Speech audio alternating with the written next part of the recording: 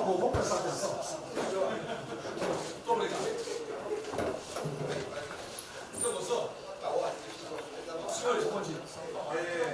Essa reunião é por solicitação minha ao presidente da República, porque nós iríamos apresentar isso à imprensa, que não foi apresentado, e começaram uma série de especulações sobre esse plano de retomada. Então, eu solicitei ao presidente uma reunião com os ministros, porque o plano não vai ter efeito se todos os senhores não nos ajudarem, cada um na sua área, claro. Tá? Na hora que nós precisarmos das pessoas para a coordenação do plano, o Ministério que não colocar uma pessoa realmente que seja envolvida e tenha capacidade para poder coordenar e executar, esse Ministério vai ficar mais fraco e aí o plano todo fica meio capenga. Tá? É uma apresentação de 10 minutos no máximo, mas é somente isso. Eu pediria também aos senhores que a finalidade não é reunião de ministros para nós discutirmos nada, simplesmente para apresentarmos o plano. Como é que saiu essa ideia? Eu estava conversando com diversos ministros, entre eles Rogério Marinho, o Tarcísio, inclusive o nome do plano, eu roubei do plano do Tarcísio, né? Pedi autorização a ele e roubei. É um plano Marshall brasileiro. Né? E eu comecei a observar que tinha plano do Ministério de Desenvolvimento Regional, que a economia tem plano, que a saúde tem plano, e não estava havendo uma coordenação, uma sinergia. Então esse foi o motivo dessa reunião aqui. Eu vou procurar ser bem breve o objetivo. Por favor, passa primeiro. Muito bom. Passou tudo, acabou. Então vamos acabar. Você está no fim, está errado, cara. Passa primeiro, muito bem. Os senhores podem observar o seguinte. Eu conversei com o presidente. O problema, nós estamos invertendo a questão de uma lógica de raciocínio. Nós temos um problema, né? Nós temos esse problema, temos que ver quais são as consequências negativas desse problema. Todo mundo sabia, sanitárias e econômicas. Ninguém tem dúvida, com reflexo em todos os ministérios. Mas o foco não é na solução do problema. O foco hoje, de uma maneira geral, é quem é o culpado. Tá? E nós queremos recolocar, vamos dizer assim, readequar isso aí para como o governo deve reagir a esse problema para achar uma solução para as duas consequências negativas que ocorrem. Próximo. Então, é um programa. O programa se chama Pro Brasil.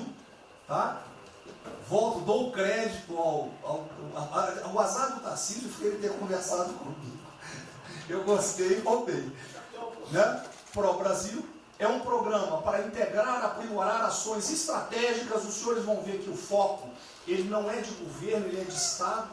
Eu estou tentando fazer uma projeção de 10 anos. Tá? Nós vamos ter que fazer isso. Para a retomada do crescimento socioeconômico em resposta aos impactos relacionados ao coronavírus. Tá? Pode passar. As dimensões do programa são essas aí.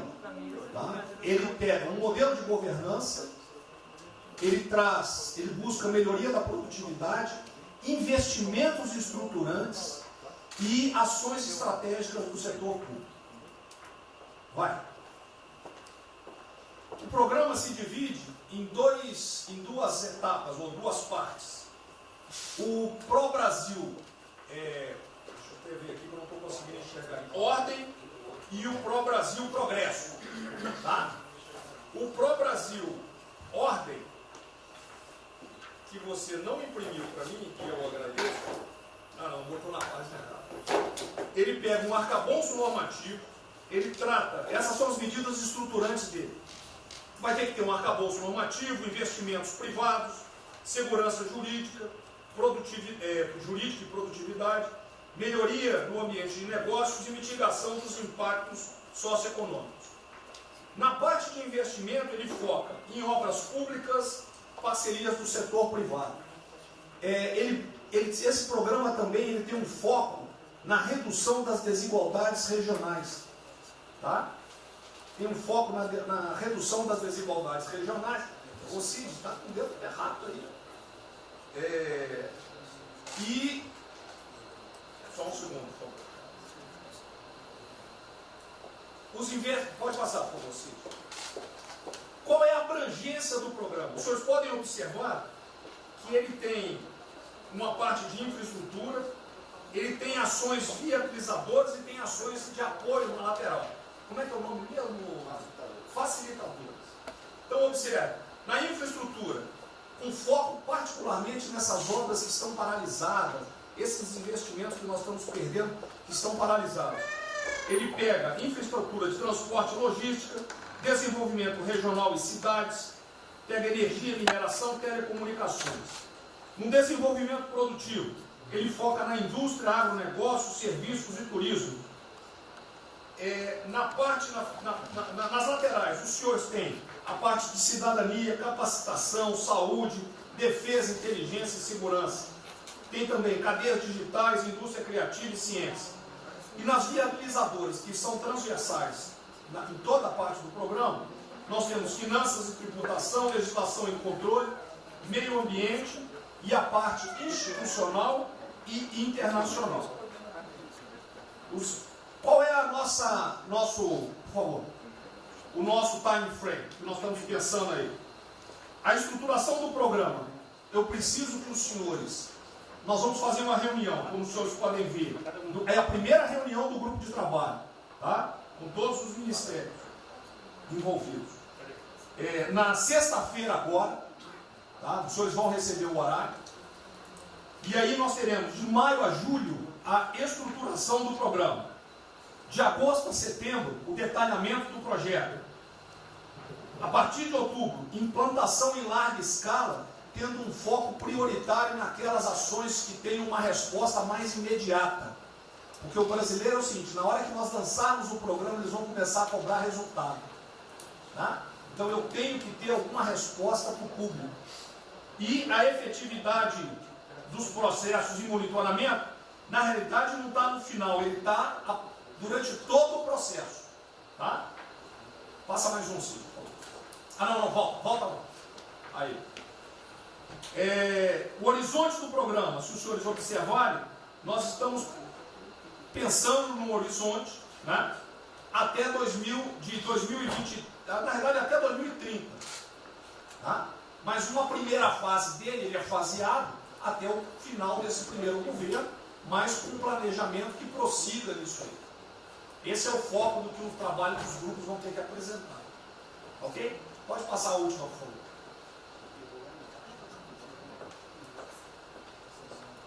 É sensorial. Certo? Só um layout para os senhores. Então, na sexta-feira, eu solicitaria que os senhores, quando enviassem os representantes, esses representantes já viessem com uma noção dos programas ou do que os senhores pretendem dentro dos ministérios de vocês. Uma primeira ideia, e nós vamos partir disso para elaborar isso aí. O trabalho não será feito aqui é somente uma coordenação. Cada ministério vai fazer e nós vamos coordenar. Presidente, vamos dar a palavra para o Guedes, com todo respeito aos demais, acho que o ministro mais importante nessa missão. Eu queria fazer a primeira observação seguinte: não chame de plano Marshall que revela um despreparo enorme. Não, isso aqui foi só aqui agora.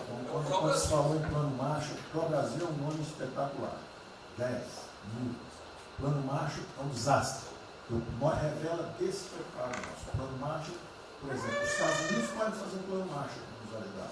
A China deveria financiar um plano Marshall para ajudar todo mundo que foi atingido.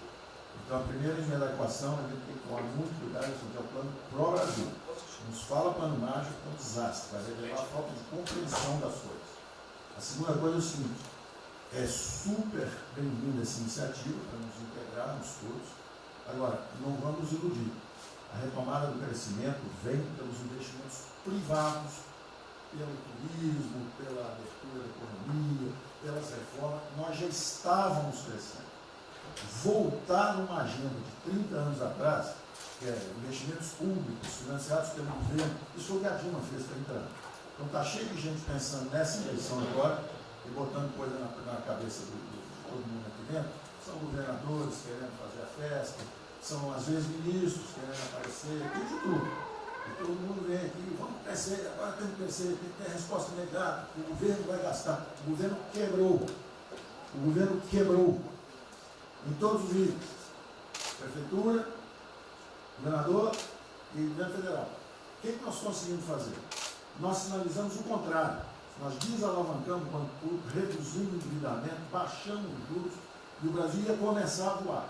Então, se a gente lançar agora um plano, todo o discurso é conhecido, acabar com as desigualdades regionais, marinho, claro, falar, são os detalhes dele. É bonito isso, por isso é que o Lula e a Dilma estão fazendo há 30 anos.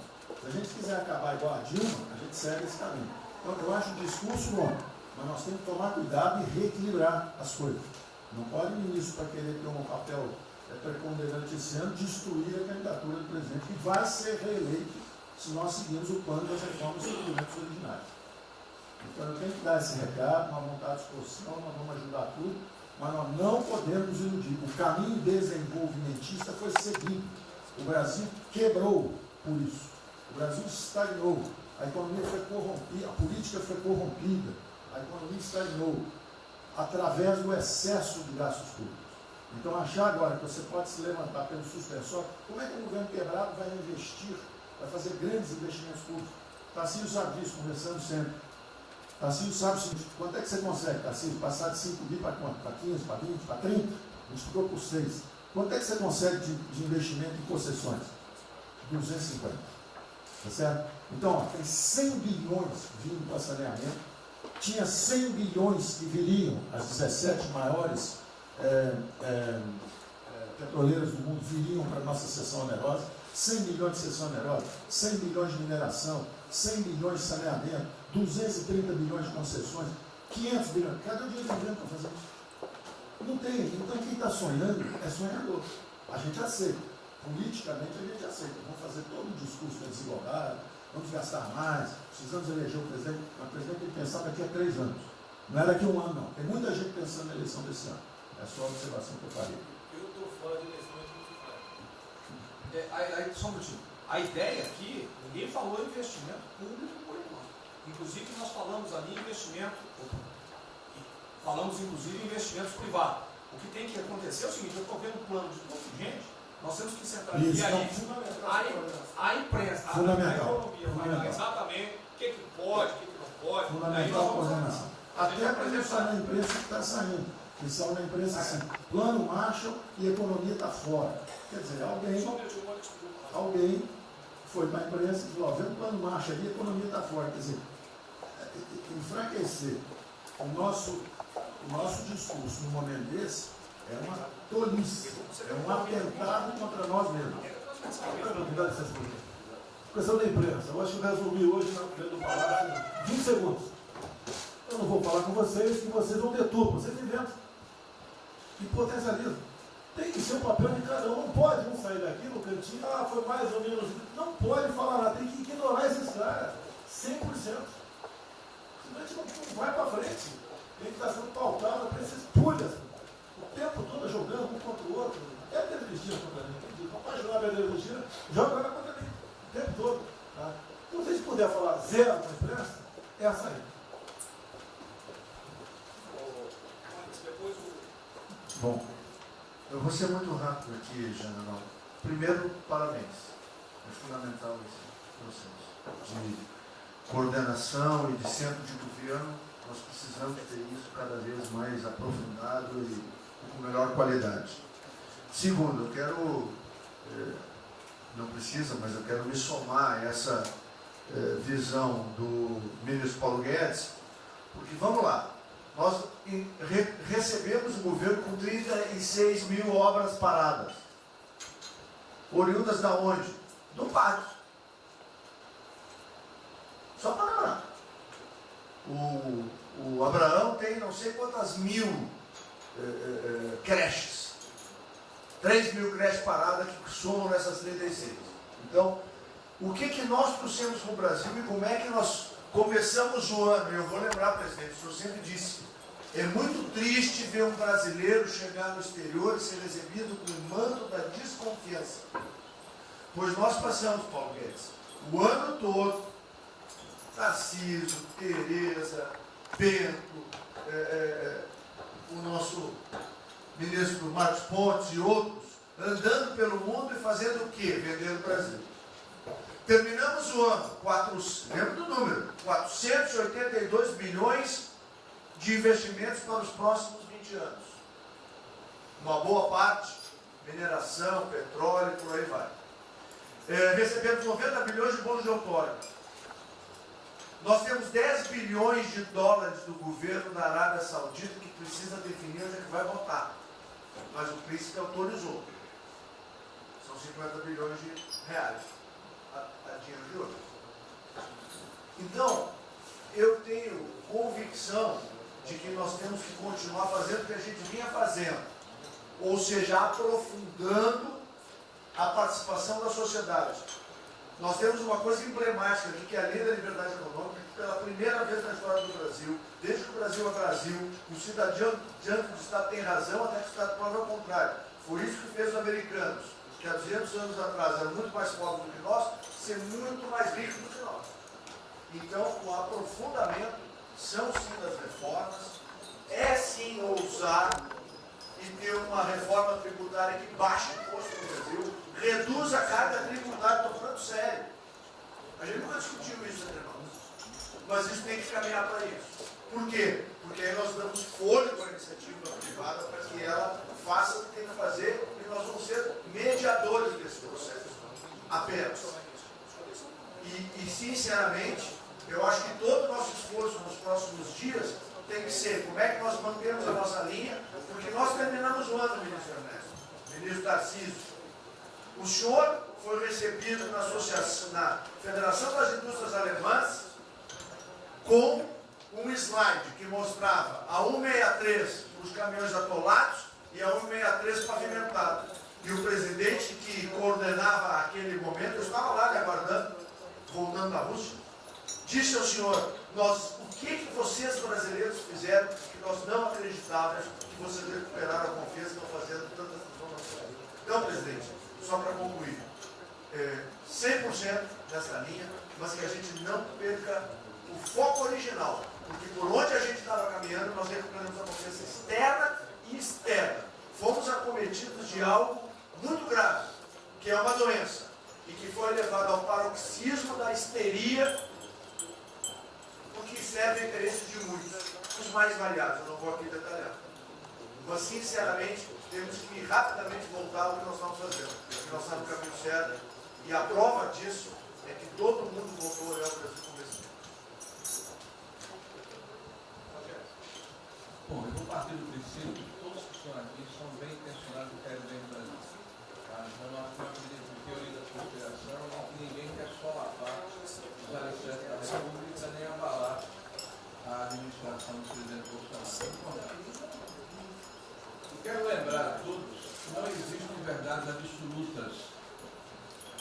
Por favor, vamos refletir. O que está acontecendo hoje no mundo não tem parâmetros nos últimos 100 anos. O que está acontecendo hoje no mundo vai permitir, de acordo com a FMI, que foi a previsão de uma semana atrás, de uma diminuição de quase 3% do PIB mundial, no caso do Brasil, de mais de 5%. Não tem parâmetro. Em situações extraordinárias, remédios extraordinários de forma circunstancial. Isso não significa que nós tenhamos a necessidade de implantarmos uma política permanente. O ministro Braga Neto, na sua apresentação, ele estabelece, inclusive, um limite temporal e deixa claro que é uma política de Estado. O que eu peço é que nós tenhamos aqui as mentes abertas e que os dogmas, quaisquer que sejam eles, sejam colocados de lado nesse momento. Porque os governos do mundo, certamente, têm a capacidade de entender o que está se passando. Eu tenho visto governos extremamente liberais preparando programas de reconstrução. levando em consideração a necessidade de que o Estado Nacional passa a ter um papel diferente como tomador de risco nesse momento em que há uma queda abrupta da liquidez. O ministro Onyx fala com muita propriedade da Arábia Saudita nos 10 bilhões de dólares. É bom lembrar, está aqui o ministro Bento, que está se pagando para se retirar petróleo do mundo. Os países vão utilizar suas respectivas liquidez para resolver os seus problemas de infraestrutura e de retomada das suas economias. Nós temos que ter segurança jurídica, senhor presidente, respeito a contratos, senhor presidente, capacidade de alavancar recursos privados com a inversão de recursos públicos, sim. É bom lembrar que eu tenho ouvido falar, não sei se é verdade, depois vai colocar na ponta do lápis, que a gente pode chegar a 600 bilhões de reais esse ano de ajuda a empresas e a pessoas físicas. Recursos do governo federal, fruto de endividamento do governo, desse governo, que vai terminar o ano com um déficit 4, 5, 6 vezes maior do que estava precificado no início do ano. Caiu um meteoro sobre as nossas cabeças. Então, por favor, nós não podemos começar a discussão com verdades absolutas e com dogmas estabelecidos ao longo de 100 anos, em função de uma catástrofe que se abateu sobre o mundo, que os governos de todo o mundo estão se debruçando sobre o assunto, entendendo que muda o papel do Estado. Senhor presidente, é bom lembrar que quando houve a unificação da Alemanha, eu acho que esse é um fato histórico irrefutável,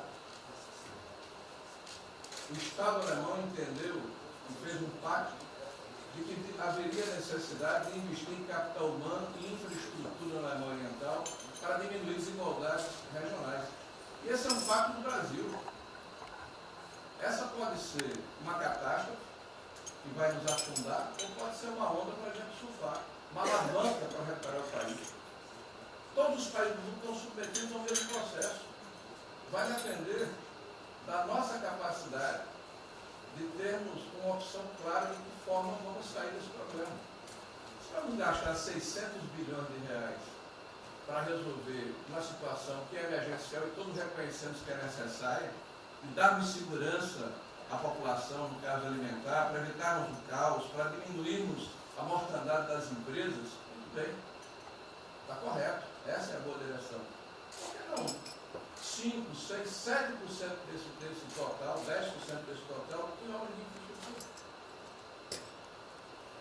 Por que não termos a capacidade de alavancarmos o emprego no momento em que a retomada, todos os economistas aqui reconhecem, vai ser muito lenta? Bom, eu só estou falando isso, presidente, para que nós possamos ter essa discussão sem dogmas, sem verdades absolutas, sem a preocupação de que as coisas continuam como eram antes. Não são como eram antes. Aqui e no mundo inteiro. É isso.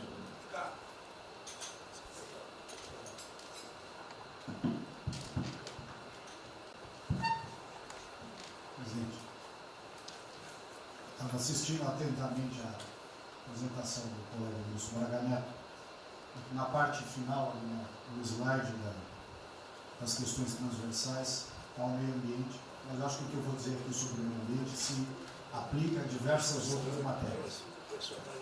Nós temos a possibilidade, nesse momento que a atenção da imprensa está voltada quase que exclusivamente para o Covid e daqui a pouco para a Amazônia, o general Mourão tem feito os trabalhos preparatórios para que a gente possa entrar nesse assunto da Amazônia um pouco mais calçado, mas não é isso que eu quero falar.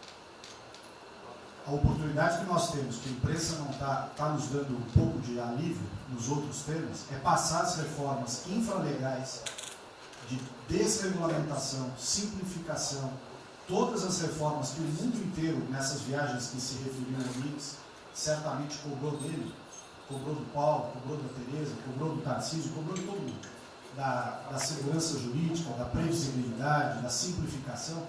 Essa grande parte dessa matéria, ela se dá em portarias e normas dos ministérios que aqui estão, inclusive de meio ambiente, e que são muito difíceis, e nesse aspecto acho que o meio ambiente é o mais difícil de passar qualquer mudança infralegal em termos de instrução normativa e portaria, porque tudo que a gente faz é pau no judiciário, no dia seguinte.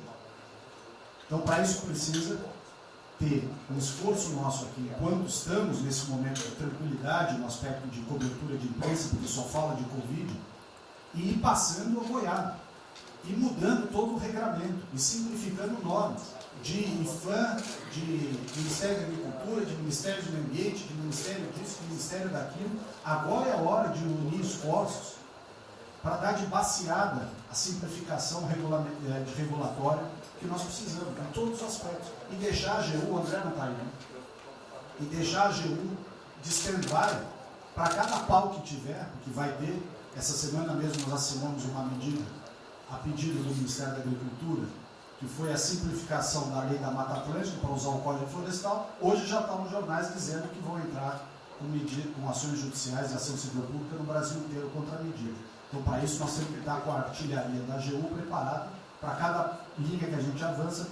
Mas tem uma lista enorme em todos os ministérios que têm papel regulatório aqui para simplificar. Não precisamos de Congresso. E coisa que precisa de Congresso também, nesse fuso que está aí, nós não vamos conseguir aprovar. Agora tem um monte de coisa que é só parecer, caneta. Parecer, caneta. Sem parecer também não tem caneta. E dar canetada sem parecer é cana. Então, isso aí vale muito a pena. A gente tem um espaço enorme para fazer. Enfim, acho que essa é uma questão importante que estava aí nos slides, Mariana. Você vê que a jurídica também está embaixo. Isso, exatamente. Só para os senhores entenderem o seguinte, isso aqui é coordenação dos planos que eu sei que todos estão fazendo. Tá? Coordenação. O que vai ser possível executar ou não, vão entrar nas limitações que nós temos, e o que tiver conflito será levado à decisão do presidente. Agora, nós temos que andar com isso rápido, porque a queda do desemprego, o país está sem esperança, nós temos que fazer isso andar. O pessoal da iniciativa privada está nos procurando, a gente tem que dar um rumo nisso aí. Bom, a ideia é essa. Me ligou agora de manhã o Eduardo Gouveia Vieira, da Fiujan. Ele quer fazer uma videoconferência onde mais de 300 empresários do Rio, um pouquinho abaixo do potencial de São Paulo, para hipotecar solidariedade. A ideia que nós temos de reabrir o comércio. A desgraça que vem pela frente, eu acho que o Paulo vai casar até legal, Paulo. Eu não sou economista não. Vai ser uma porrada muito longa, você pode imaginar. Não só apenas nos informais. Eu acho que bateu a 10 milhões de carteiras assinadas por saco. E os governos estaduais não tem como pagar salário. Não tem. Maio, metade do estado não tem mais como pagar salário mais. A desgraça está aí. Eles vão querer empurrar essa trozoba para cima da gente. Esse pessoal aqui do lado vai querer empurrar. E a gente vai reagir, porque aqui não é saco sem fundo. Tá? Então essa preocupação vamos ter. Paralelamente a isso, tem o AB da vida, enchendo o saco do Supremo, para abrir processo de bicho, porque não apresentei meu exame de vírus, essa frescurada toda. E todo mundo tem que estar ligado. Não é apenas cuidar do seu ministério nessas questões que estamos tratando aqui, é tratar da questão política também. Tá certo? Então essa preocupação temos que ter, porque a luta pelo poder continua a todo vapor. E sem neurose da minha parte. Tá? O campo fértil para aparecer umas porcaria aí, né? Levantando aquela bandeira do povo ao meu lado, não custa nada. O terreno fértil é esse: desemprego, caos, miséria, desordem social e outras coisas mais. Então essa preocupação todos devem ter. Né? Não é, tá bom, o Ministério fatura, deu merda no colo do presidente. Não pode ser assim. Hoje eu vi o Mário Malta me defendendo. O Mário Malta, desculpa aí, foi tratado lá atrás para ser vice. Depois resolveu não ser, tudo bem. Depois foi tratado para ser ministro, tudo bem. Agora, politicamente, ele nunca me deu uma alfinetada e sempre está defendendo os problemas que ele tem. Então, não é o ministro em peito aberto enfrentar, entrar no covil dos leões. Mas não pode. Né? Por exemplo, quando se fala em possível impeachment, ação no Supremo, baseado em filigranas, eu vou em qualquer lugar no território nacional. Ponto final. O dia que for proibido de ir para qualquer lugar do Brasil, pelo Supremo acabou o mandato. E espero que eles não decidam, ou ele, né, monocraticamente, querer tomar certas medidas, que daí nós vamos ter uma crise política de verdade. E eu não vou meter o rabo dentro da terra. Zero. Certo? Porque se eu errar, se achar um dia ligação minha com o empreiteiro, dinheiro na conta nas ruas, porrada, sem problema nenhum. Vai para o impeachment e vai embora. Agora, com frescura, com babaquice, não. Até em cima do que eu falei, em frente ao Forte Apache. Eu sou o chefe supremo das Forças Armadas. Por final, o pessoal estava lá, eu fui lá, dia do Exército. E falei algo que eu acho que não tem nada demais. Mas a repercussão é enorme. Oh, AI-5. Cadê o AI-5? Acabou, o AI-5 não existe adicional no Brasil mais. É uma besteira. Artigo 4.2. É um pessoal que não sabe interpretar a função. Agora, em cima disso, fazer uma onda. Vamos ouvir deputados, empresários, seja o que for. Agora, quando a Câmara fala lá dentro, uma homenagem a Che Guevara, a Mao Tse Tung e tudo mais, não tem problema nenhum. Quando o Partido Comunista do Brasil faz suas convenções e do lado lá, Fidel Castro, então não tem problema nenhum. Quando um coitado levanta uma placa de AI-5, que eu estou me lixando para aquilo, não existe AI-5. Não existe. Artigo 4. Nós queremos cumprir o artigo 4. Todo mundo quer cumprir o artigo 4. E haver necessidade, qualquer dos poderes pode, né, pedir às Forças Armadas que intervenham para restabelecer a ordem no Brasil, naquele local, sem problema nenhum. Agora, todos, né, têm que se preocupar com a questão política e aquele direito, tira a cabeça da toca, porra. Não é só ficar dentro da toca o tempo todo, não. Estou bem, estou cuidando da minha imagem, a minha imagem está aqui, eu sou bonitinho, e o requisito todo, não, tem que fazer essa parte. Então é isso que eu tenho que falar com você, que depois, num certo momento, onde chegar a cabeça dessas pessoas, fica difícil voltar atrás. Daí que é uma crise, é uma crise. Não tenho amor por esse mandato, para a cadeira de presidente. Zero. Não vou provocar ninguém. E assim como a defesa faz uma nota muito boa, dizendo que vai cumprir a Constituição, a liberdade, 10, né, e não aceita a golpe, 10, também não aceita o contra-golpe dos caras, porra. Vai deixar alguns malucos aí, que sabe quem são, ficar aí naquela fervura de o presidente é irresponsável, ele é maluco, ele é genocida. Não é assim. O que vale para um lado, vale para o outro. O que não vale para um lado, não vale para o outro. Essa é a nossa preocupação que devemos ter. Com isso que está aqui, o pró-Brasil, mas também com a questão política. Se nós começarmos a falar com propriedade, e tem muita gente que fala muito melhor do que eu, e tem um conhecimento muito melhor do que eu, tem que falar, discretamente, mas tem que falar, para não deixar subir a temperatura, que é só porrada o tempo todo em cima de mim. E vou continuar indo em qualquer lugar do Brasil, ponto final, não é problema meu. Tá certo? Se eu não tivesse direito de vir, prefeitinho lá no fim do mundo, um jaguapoca do prefeito, manda prender. Tem que a justiça se posicionar sobre isso, porra. Tem que se posicionar sobre isso abertamente. Não admitimos prisão por parte do prefeito e do decreto. Tem que falar, não é ficar quieto. E quem direito aqui, todos os têm que falar isso aí, não é só a justiça. Todos têm que falar.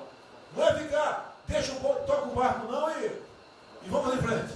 Tá? Então é isso que eu apelo a vocês, pô. Essa preocupação, acordem para a política e se exponham. Afinal de contas, o governo não só. E se eu cair, cai todo mundo. Agora, vamos cair, se vai cair um dia, vamos cair lutando, uma bandeira justa, não por uma babaquice de exame antivírus, pô. Pelo amor de Deus, pô. Tá? Eu até já bem claro, de uns 8 anos para cá, quando pedia farmácia de manipulação, um remédio qualquer, eu falava com o médico. Bota um nome de fantasia, porque se for o meu nome para lá, como era sempre um cara manjado, né, tem 3, 4 que vão manipular lá o medicamento, pode me envenenar, pô. E assim é a mesma coisa a questão do vírus, entre outros. De acordo com o interesse, o cara é negativo, ou dá positivo, depois que deu, vai para a contraprova, vai dar problema. E nós sabemos, tá certo, que nós temos um compromisso com a verdade. Eu jamais mentiria se não tivesse realmente um exame negativo. Jamais eu mentia negativo, deu positivo, vice-versa. Jamais. A verdade é acima de tudo. Então é um apelo que eu faço a todos que se preocupem com política para não ser surpreendido. Eu não vou esperar o barco começar a afundar para tirar água. Estou tirando água e vou continuar tirando água de todos os ministérios. Não quer isso. A pessoa tem que entender. Se não quer entender, paciência, pô. E eu tenho o poder e vou interferir em todos os ministérios, sem exceção.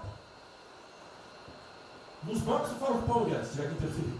Nunca tive problema, zero problema com o Paulo Guedes. Agora os demais, eu não posso ser surpreendido com notícias. Eu tenho a PF que não me dá informações. Eu tenho as inteligências das Forças Armadas que não têm informações. A BIM tem seus problemas, tem algumas informações.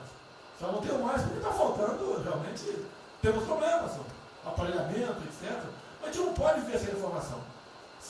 Quem é que nunca ficou atrás da porta ouvindo que seu filho ou sua filha está comentando? Tem que ver, depois que ela engravida, não adianta falar com ela mais.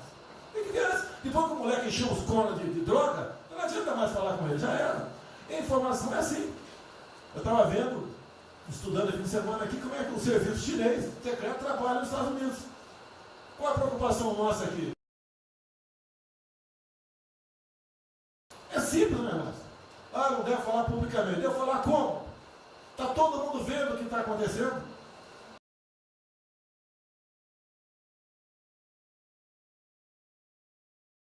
Tudo bem. Você tira do porra. Não tira. É uma realidade. Não adianta esconder mais, tapar o sol com a peneira. Vai em alguns ministérios, tem gente descontada aqui dentro. Então não quer pregar. Zero. Precisamos dele para vender? Sim, isso precisa também de nós. Que se não precisasse, não estaria comprando a soja da gente, não. Precisam. E é um negócio, pô. E devemos aliar com quem tem alguma afinidade conosco. Para a gente poder fazer valer a nossa vontade naquele momento. Não adianta se esconder aqui, depois tem um problema, daí liga para o tio, fala, pô, cara, você me ignorou até hoje? Você só não me chamou de imperialista, igual a esquerdalha e o FHC falava no passado. No resto, agora não dá mais. Então essa é a preocupação que temos que ter. A questão estratégia, que não estamos tendo.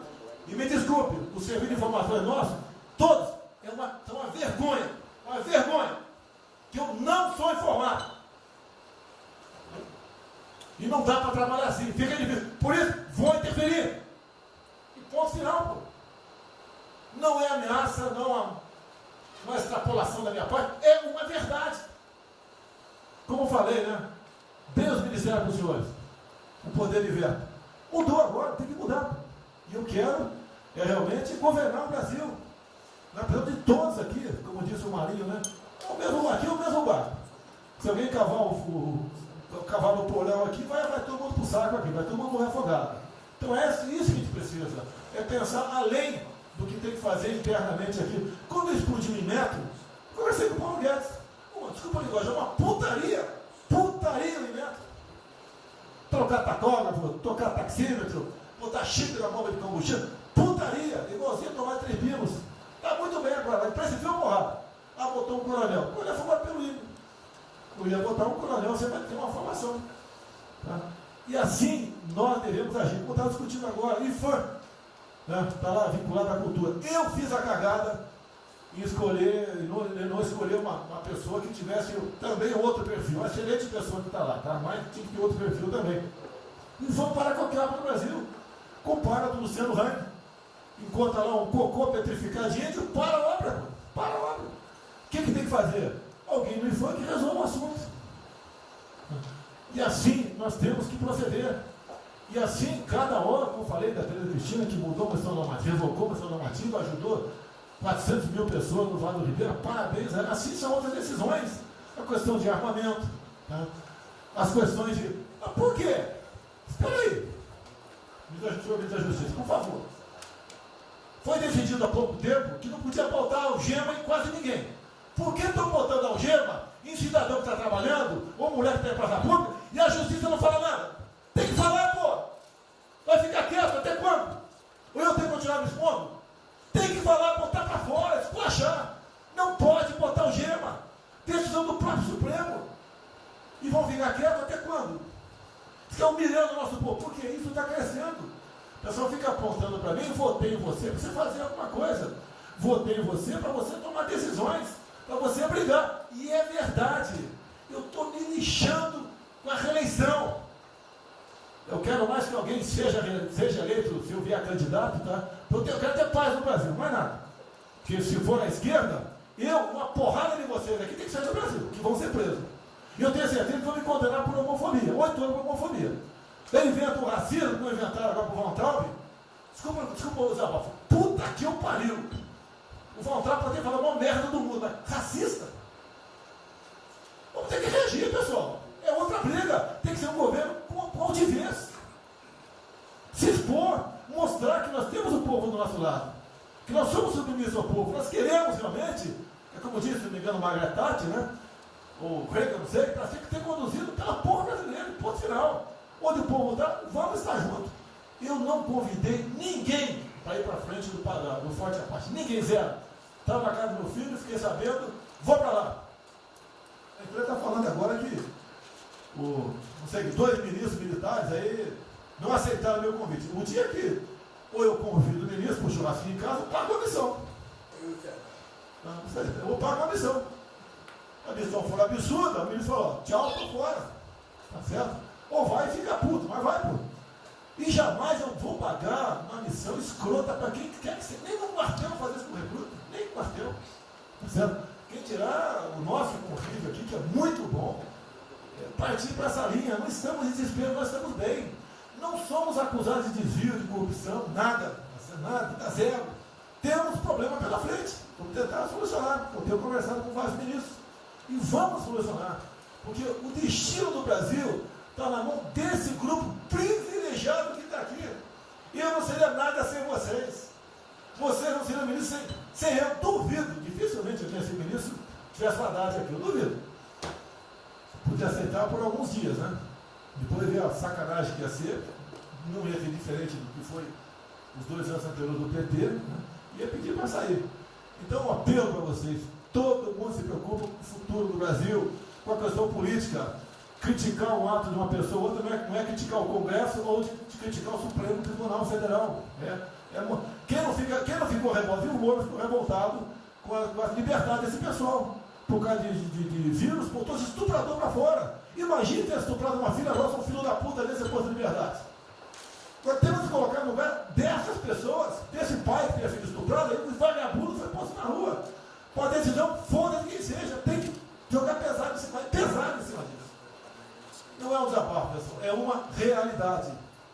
O nosso barco está indo, mas não sabemos ainda, no momento, dado o último caso, vírus, para onde é nosso barco. Pode estar indo em direção ao iceberg.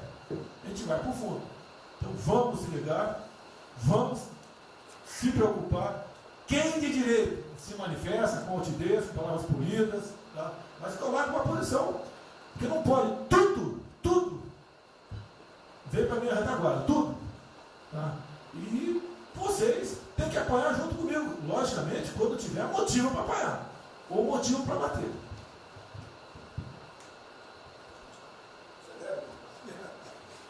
Não, eu já caí.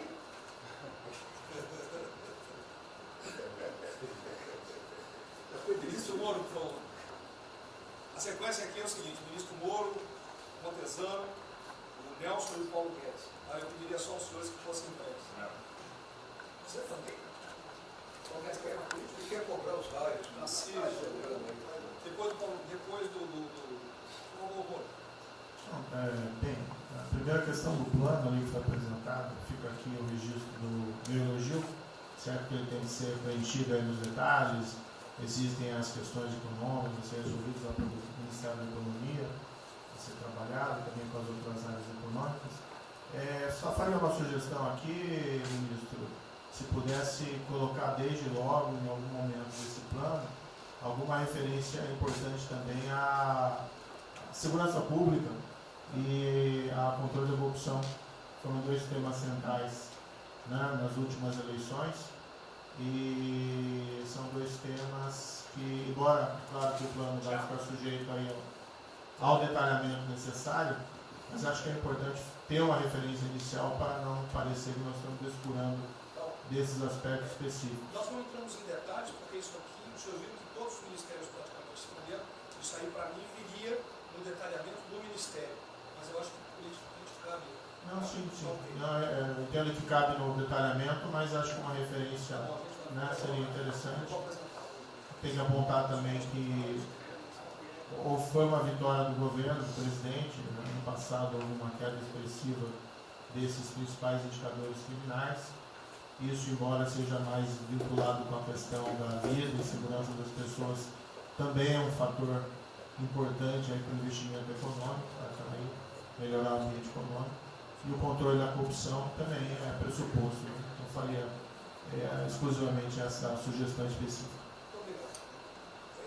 Já está anotado. Montezano, ministro, primeiramente, parabéns. Acho que é um momento oportuno para a gente começar a falar. Do dia seguinte.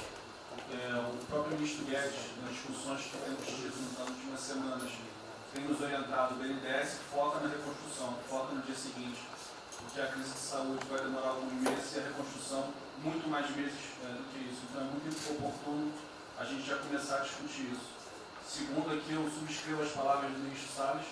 O que a gente tem observado nos projetos e concessões, etc., uma parte crítica, essa legislação para o funcionamento da máquina pública. É um momento muito oportuno para a gente aproveitar isso. Isso faz uma baita diferença no preço de um projeto, na velocidade, faz muita diferença. Então, eu subscrevo aqui as palavras do ministro Salles. E, por último, ministro, quando eu assumi o banco em julho, o banco estava montado como uma fábrica de empréstimo. O banco, durante 15 anos, foi uma fábrica de empréstimo. De julho até hoje, a gente fez uma reestruturação completa no banco, montando o que eu acredito hoje ser já o maior banco de investimento do Brasil em pessoas, e um banco de investimento de serviços focado em planejamentos econômicos setoriais e estruturação de projetos. Tá? O banco já está atuando dessa forma. Temos um vasto conhecimento setorial, um vasto conhecimento de planejamento, já está rodando a contento, e esse BNDES de hoje se parece muito mais com o BNDES de 20 anos atrás, que era o BNDES que planejava e estruturava esses projetos no Brasil. Então eu queria colocar aqui à sua disposição, que nos use, estamos a serviço. Então o que o senhor achar adequado e razoável, tanto no fornecimento de informações, mas como também nesse planejamento, na coordenação, temos já um modo operante, uma estrutura que é plug and play.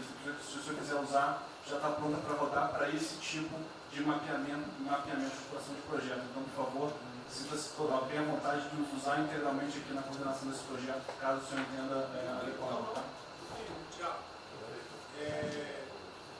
Nelson. Bom, estou chegando aqui, então é importante que eu coloque para vocês como é que a gente vai trabalhar. A saúde é fundamental, porque enquanto a gente não mostrar para a sociedade que a gente tem o controle da doença, da saída dela, qualquer tentativa econômica vai ser ruim, porque o medo vai impedir que você trate a economia como uma prioridade. Então, controlar a doença hoje é fundamental. E controlar a doença não significa que a gente vai curar a doença em uma semana, mas que a gente não é um barco a deriva e que a gente tem uma estratégia para trabalhar essa doença. Então, são três coisas que a gente vai trabalhar. Primeiro, a informação, para entender o que é a doença, qual é a evolução dela, como é que está a infraestrutura para cuidar da doença. Porque um dos grandes problemas que a gente tem hoje, se a gente olhar o Brasil hoje, ele é um dos melhores países em número em relação à mortalidade. O que assusta é você ver que o hospital não consegue atender, a gente no frigorífico, a gente está abrindo cofre em algum lugar para enterrar, e isso traz medo. E o medo impede que qualquer outra atividade tenha sucesso. Porque enquanto isso não for sanado, o restante vai ter muito pouca chance de ser comprado pela sociedade. A segunda coisa é estruturar a operação de cuidado. Então a gente vai investir em logística, vai investir na parte de compra e tentar melhorar o processo. Por quê? Porque se eu tiver os hospitais funcionando, eu vou ter os pacientes tratados, eu não tenho a sensação da crise, o medo melhora e o restante pode entrar. E a terceira coisa é a gente deixar claro um programa de saída do isolamento e do distanciamento. Não é que vai sair amanhã, mas a gente tem que ter um planejamento. Porque aí a gente realmente mostra que a situação está na nossa mão. Pode ser que demore um pouco, mas a gente está controlando esse processo, que a gente não está sendo um barco à deriva. Então, basicamente, eu queria falar para vocês, essa é a forma como a gente vai tratar, e a gente vai estar interagindo com todos os ministérios que forem necessários, para que isso aconteça da forma mais rápida possível. Basicamente é isso, é um prazer estar aqui com vocês. Ontem eu liguei para o diretor-geral da Polícia Rodoviária Federal. Chegou ao meu conhecimento uma nota que era dele sobre o passamento de um patrulheiro. E ele enfatizou que era por 2019. Eu liguei para ele, por favor. O que mais? Ele era obeso, era isso, tinha comorbidades. Mas ali na nota dele só saiu por 19. Então vamos alertar aquele direito do respectivo ministério, pode botar Covid-19, mas bota também, fibrose, um montão de coisa, não pensa nesse negócio, tem um montão de coisa lá. É exatamente para levar um medo à população. E que olha, morreu um sargento do exército, por exemplo. A princípio é um cara que está bem de saúde, né? Um policial federal, né? Seja lá o que for. E isso daí não pode acontecer. Então pede esse cuidado dos colegas, né? Aquele direito do respectivo ministério, que tem alguém encarregado disso, né? Tomar esse devido cuidado para não levar mais medo ainda para a população. Você perguntou em relação aí, perguntou quanto tempo levaria para mostrar o plano, alguma coisa. Eu acredito que. Não, nós já conversamos hoje. Não, nós já conversamos hoje sobre isso. O COP está montando junto com a saúde. Tá? Eu não posso dizer. A gente está trazendo recurso para poder acelerar esse processo, porque na verdade a gente está correndo muito tempo.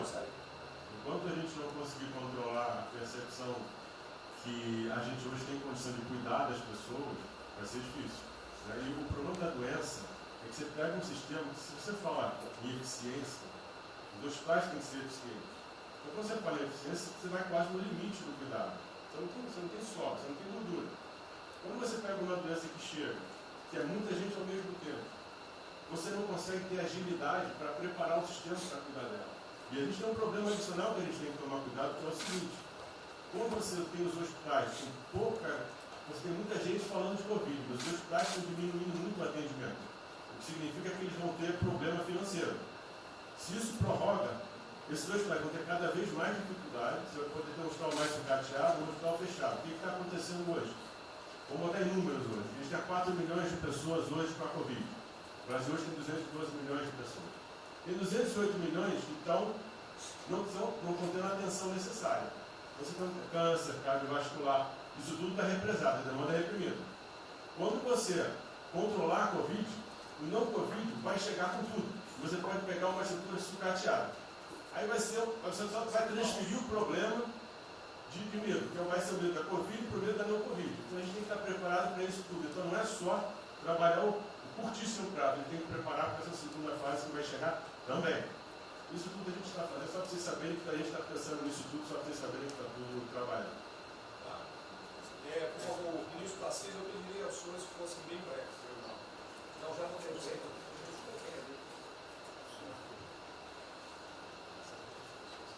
Só para louvar a iniciativa, acho que é importante essa coordenação da Casa Civil. Tenho certeza que é o que a sociedade espera isso de nós. A boa notícia é que a gente vem conversando com os investidores, eles estão interessados no nosso programa de concessão. Claro que a gente vai ter que ajustar alguma coisa nos projetos em função da percepção do nível de risco. E a gente vai fazer isso calibrando taxa de retorno, monitorando melhor agora a questão da demanda, reestimando a demanda nos projetos, mas a gente tem certeza que os projetos vão sair. Qual o cuidado que a gente tem que ter? A gente fala em 250 bi de investimento, só que concessão funciona o seguinte: o que a gente contratar agora vai gerar investimento em 2023, 2024, não é imediato. E a gente vai precisar de fazer alguma coisa imediata, e aí tem que ter a inteligência, porque também não adianta. Isso, me dá lá 30 bi por ano, não vou gastar, eu não vou usar. Eu não vou ter condição de usar isso.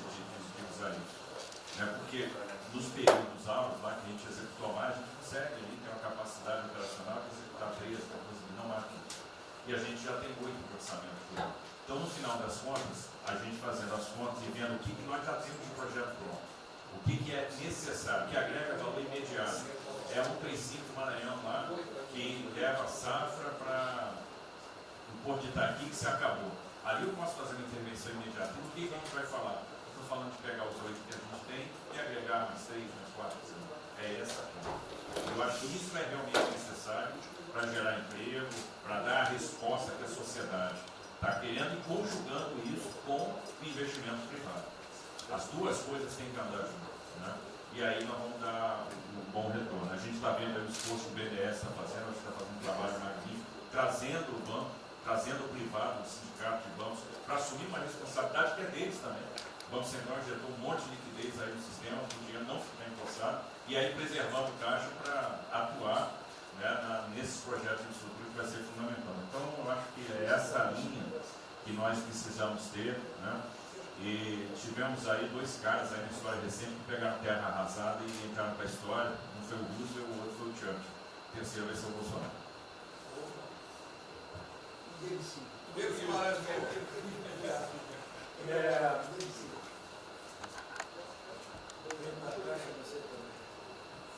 Peço aos senhores que sejam breves. São só 5 pontos muito rápidos. Primeiro, presidente, o maior programa da história do mundo de inclusão social, digital, que nós estamos fazendo nesse governo, pessoas que tomavam dinheiro a 25% ao mês. Quer dizer, todos os ladrões lá, PT, PMDB, PSDB, aquela ladroagem toda, 25% ao mês. E ninguém se indigna. Esse governo que se indignou, o governo dos liberais. Então, assim, acho que a gente está com problemas narrativos. Hoje de manhã, por exemplo, o pessoal da Band queria dinheiro.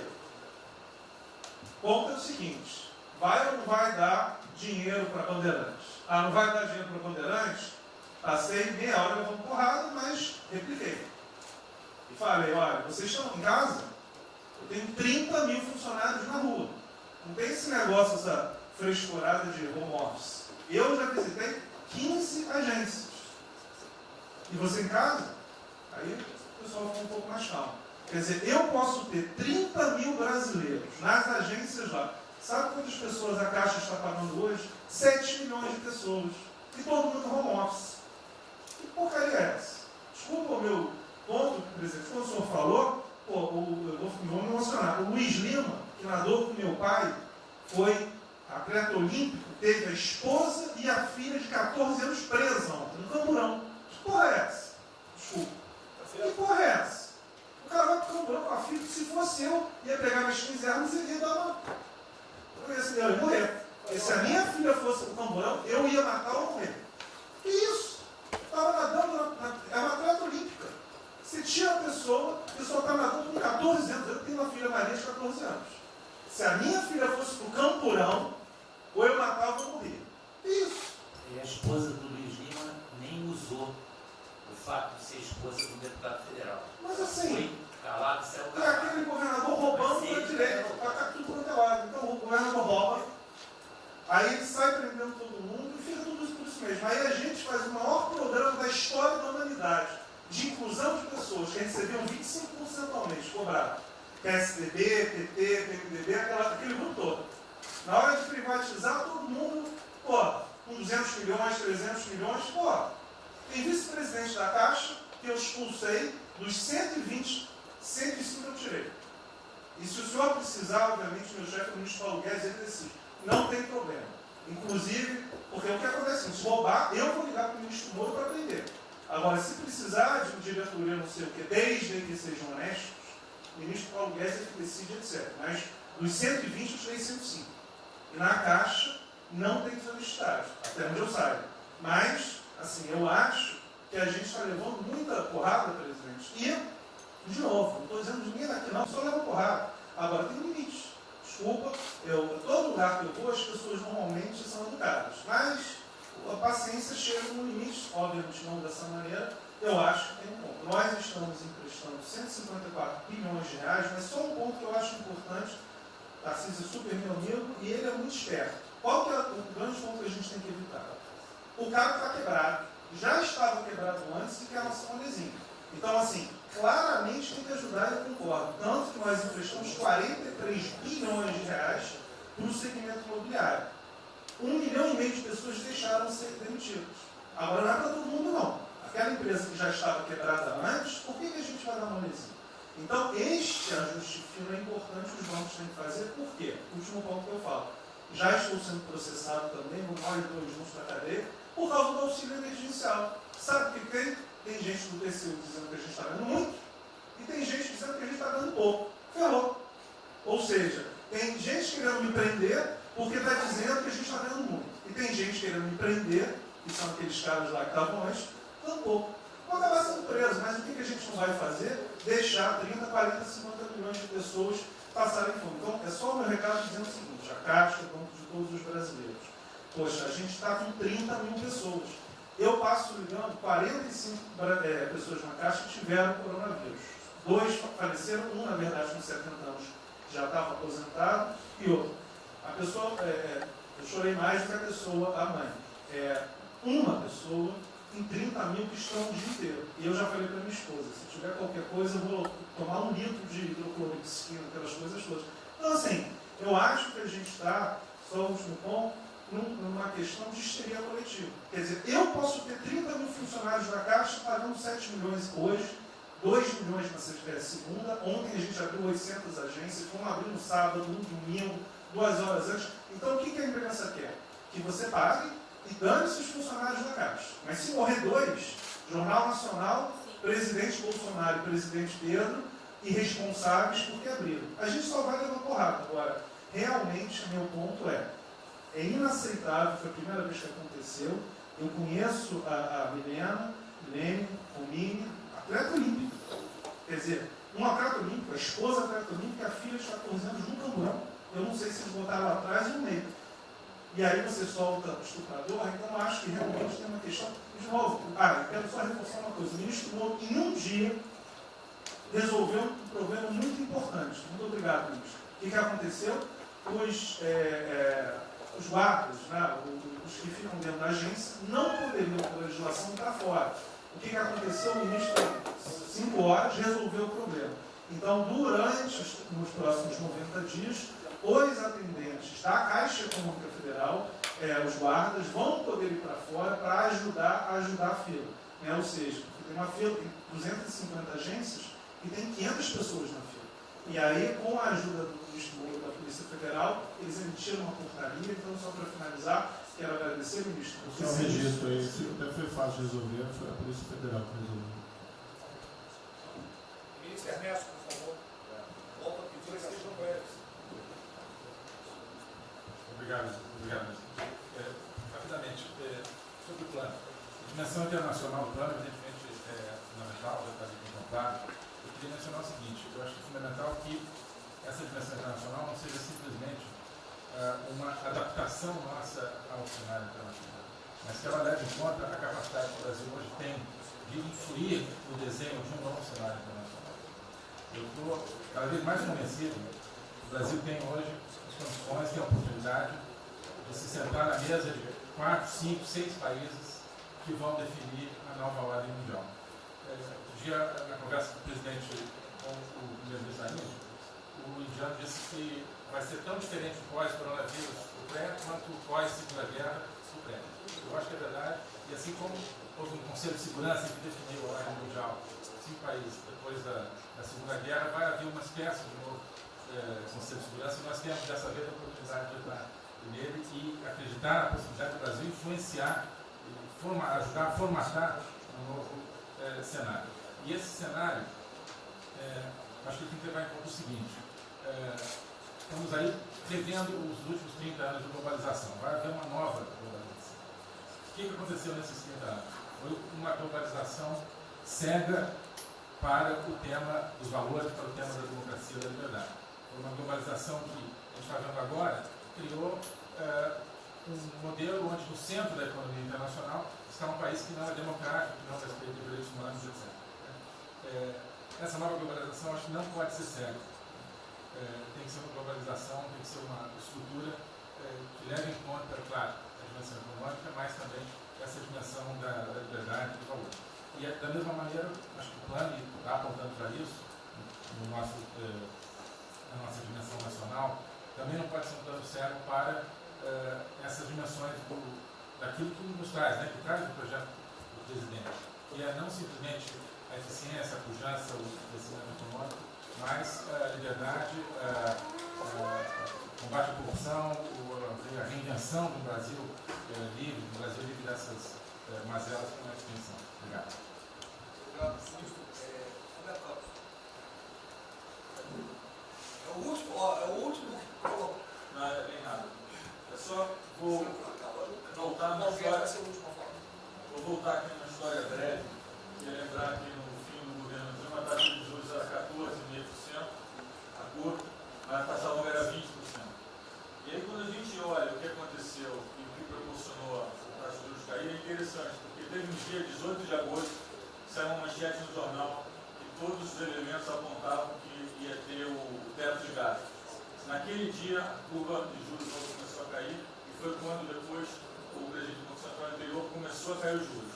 Ele caiu os juros até o nível de 6,5, estabilizou, teve a incerteza das eleições, com a incerteza do PT poder voltar, a taxa piorou. Depois, curiosamente, quando o mercado entendeu que ia ter a Previdência, foi quando abriu espaço para colocar os juros novamente. Então, a razão dos juros ter ido de 14,5, 15, 20 para o que está hoje foi o fato da sociedade e do mercado ter entendido que o governo ia ter disciplina em relação às contas públicas. Isso a gente não pode esquecer. Tá? Me permite, Roberto, então você está dizendo aí que não só a Selic tem como uma taxa longa, nós devemos basicamente a PEC do teto, é isso? Isso. Estou dizendo exatamente isso. E depois também a Previdência. Então, dito isso, eu acho que é importante a gente passar essa mensagem. Um outro tema só, aí em relação ao plano, 3 pontos só que eu acho importantes. A gente tem feito reuniões entre os banqueiros centrais de vários países do mundo, quase todas as semanas. Eu acho que tem 3 pontos que são importantes. Primeiro, existe um consenso hoje que o mundo privado está com muito medo de tomar risco. Então, que não vai ter como ter uma saída rápida sem que o governo não entre de alguma forma tomando risco. Porque o mundo privado está com medo de tomar risco pelo fator medo. É o fator que o doutor mencionou, que eu acho que é muito importante. Se amanhã você demitir todo mundo no estádio de futebol que é um jogo, será que todo mundo vai sair de casa e vai? Qual é o fator medo? E o fator medo é interessante, porque quanto mais informação você tem, mais medo você tem, porque a mídia joga medo. Então você tem hoje uma classe mais alta, tem mais medo que a classe mais baixa, exatamente porque ele tem mais acesso à informação e a informação enviesada. Então, o primeiro ponto é esse tomar risco. O segundo ponto rápido é um tema que eu acho que está muito crescendo também, crescendo bastante, que é a análise, que a gente chama de análise intertemporal. Quando você faz uma ajuda, quando o governo faz um gasto, geralmente acontece 2 coisas. Ou você bota fundo perdido, ou seja, esse gasto não vale nada, e aí vai ter um reflexo na economia, na taxa de juros, ou as pessoas exageram falando esse gasto vai ser multiplicador. Provavelmente não é nenhuma coisa nem outra. O que eu acho que falta de analisar os gastos do governo é o quanto desse gasto que eu recupero lá na frente, via preservar empregos, via manter uma empresa viva, que ia morrer. Então, eu acho que falta a análise completa do gasto. O gasto nunca é fundo perdido. Também ele nunca é muito multiplicador. Ele é um meio do caminho de uma coisa e outra. E o que eu acho que falta é a análise de eu vou gastar tanto e esse gasto vai ter essa efetividade. Por exemplo, existe uma percepção do mercado que dinheiro para governador e prefeito é dinheiro jogado fora. Pode ser que seja mentira, mas existe essa percepção hoje. E tem vários vídeos rodando por aí, os senhores devem ter visto, de que o dinheiro vai para a prefeitura e não vai parar, porque vai em bem intangível, que é difícil de controlar. Vai em programa que a pessoa nunca tem como monitorar. Então, acho que é importante esse tema de fazer essa análise intertemporal e ver realmente qual é a eficiência do gasto. E por último, último ponto, conversando com investidores, a gente tem feito isso, inclusive nós fizemos uma conversa, 2 bancos centrais com investidores, inclusive de infraestrutura, e o problema principal que aparece em toda a conversa no Brasil, do investidor privado, é que no passado, toda vez que o investidor privado entrou, teve muita sacanagem. O tema da governança é super importante. Então, eu estava conversando com o Marinho, a coisa mais importante desse projeto, na minha opinião, é garantir que a governança é boa. O investidor privado ter certeza que ele vai estar junto do governo, ou ele vai estar em grande parte tomando risco, às vezes o governo vai tomar um pouquinho, mas que é uma coisa que ele não precisa se preocupar na frente da governança. E o jeito de melhorar a governança é colocar agentes internacionais que fazem governança mundial. A gente conversou um pouco sobre isso. É só isso. Obrigado. Obrigado. Ministra Damares, por favor. Perdão, Marcelo já falou? Não. Ministra Damares.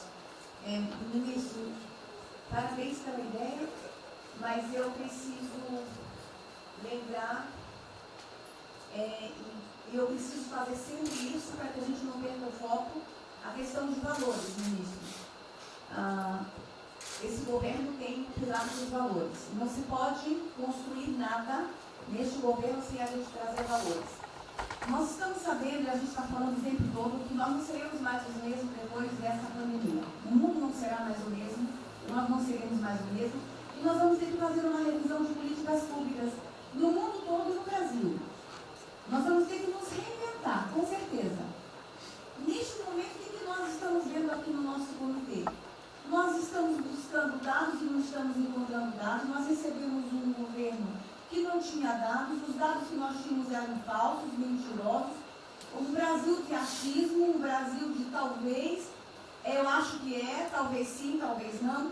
Políticas públicas construídas até agora nessa nação em cima de talvez e de achismo.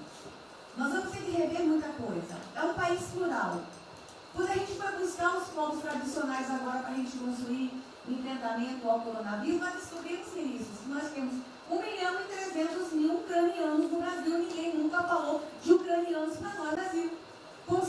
Com a sua cultura totalmente preservada no Brasil. Nós estamos com 1.500.000 ciganos e eu falava de 1.300.000 e são 1.500.000 ciganos. Nós estamos... Então, presidente, nós vamos ter que rever muita coisa na aplicação das nossas políticas públicas no Brasil. Os nossos seringueiros são em números maiores do que a gente imagina no Brasil. Então, tudo que nós formos construir, nós vamos ter que ver, ministro, a questão dos valores também. A questão, os nossos quilombos estão crescendo e os meninos estão nascendo nos quilombos e seus valores estão lá. Então, tudo vai ter que ver a questão dos valores. E quando eu falo valores, ministro, eu quero dizer para o senhor, nós estamos com quase 80.000 idosos em abrigos no Brasil. Eu me surpreendi com números. Nós estamos com quase 60.000 crianças em abrigos no Brasil. Os números estão me surpreendendo. E eu estou com um número absurdo de mulheres também em busca de abrigos por causa de violência. Então, tudo isso tem que vir para este pacote. Nós vamos ter que fazer algumas revisões de políticas públicas no Brasil. Então, por favor, ministro, coloque aí a questão de valores. E quando eu falo valores, aí eu quero olhar para o nosso novo ministro aqui da Saúde e dizer, ministro, valores estão lá no seu ministério também. Neste momento de pandemia, a gente está vendo aí a palhaçada do STF trazer o aborto de novo para a pauta. E lá está a questão de as mulheres que são vítimas do Zika vírus vão abortar. E agora vem o coronavírus. Será que vão querer liberar que todos que tiveram coronavírus poderão abortar no Brasil? Vão liberar geral? O seu ministério, ministro, está lotado de feminista que tem uma pauta única, que é a liberação do aborto. Quero te lembrar, ministro, que está chegando agora, este governo é um governo pró-vida, é um governo pró-família. Então, por favor. E aí, quando a gente fala de valores, ministro, quero dizer que nós estamos sim no caminho certo. A gente não precisa reinventar muita coisa, não. E eu quero citar aqui um exemplo da política indigenista como este governo estava construindo. Todo mundo começou a dizer, a esquerda começou a falar, que o coronavírus iria dizimar os povos indígenas no Brasil. O primeiro óbito, dia 12 de abril, sabe o que é isso?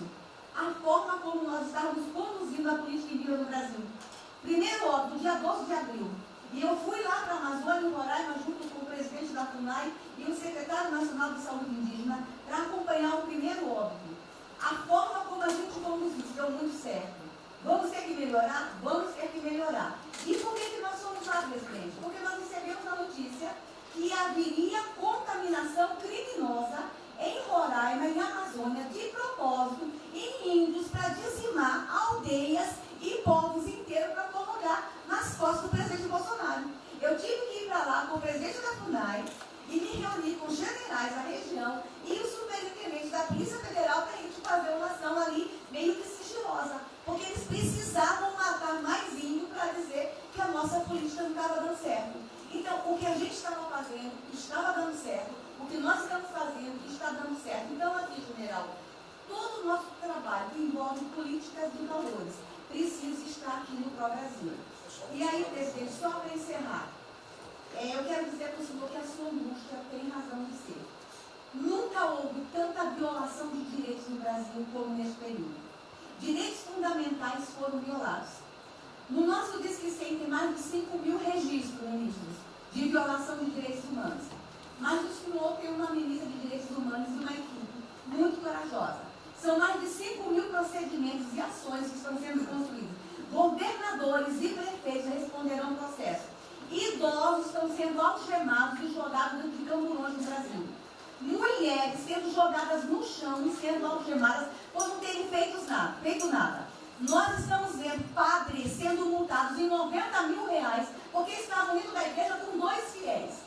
A maior violação de direitos humanos da história do Brasil nos últimos 30 anos está acontecendo neste momento. Mas nós estamos tomando providências, a pandemia vai passar, mas governadores e prefeitos responderão processos. E nós vamos pedir, inclusive, a prisão de governadores e prefeitos. E nós estamos subindo o tom.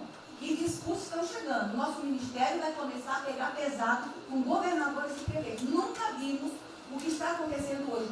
Se eles falavam que nós éramos violadores de direitos, eles estão. Inclusive, o governador Wellington agora, ontem, determinou que a polícia poderá entrar nas casas.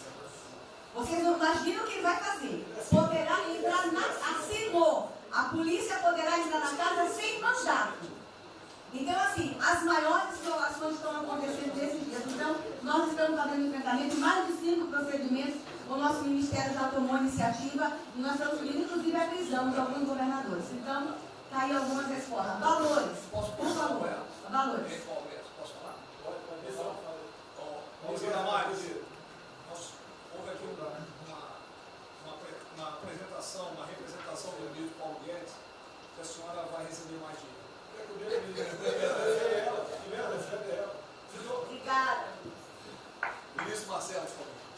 Obrigado, vou ser bem breve também. Primeiro, parabenizar o ministro Braga Neto pelo... Eu queria só deixar uma coisa seguinte, eu fico bem, cara.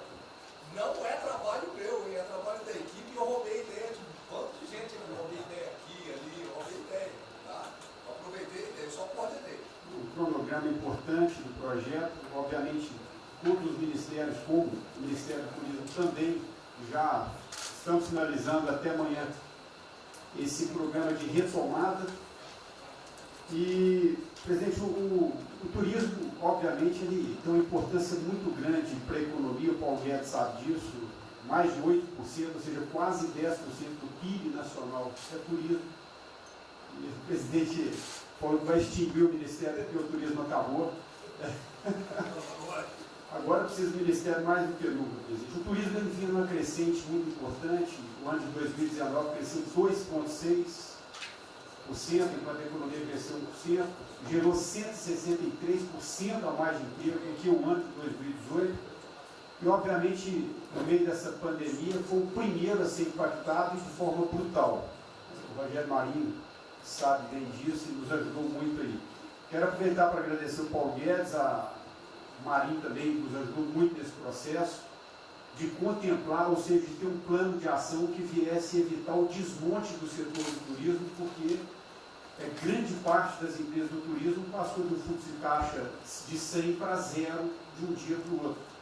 Então, ações como a suspensão de contrato de trabalho, o ministro Moro também agradeço, teve uma ação fundamental para o setor, que foi uma medida provisória que contemplasse ambas as partes, tanto o consumidor quanto as empresas, através da Senacom, que impediu judicializações em massa, porque aquela pessoa que comprou o ingresso de um show ou um pacote turístico, ela, se fosse para cima das empresas ainda para pedir o reembolso de imediato, isso seria catastrófico, geraria mais desemprego ainda.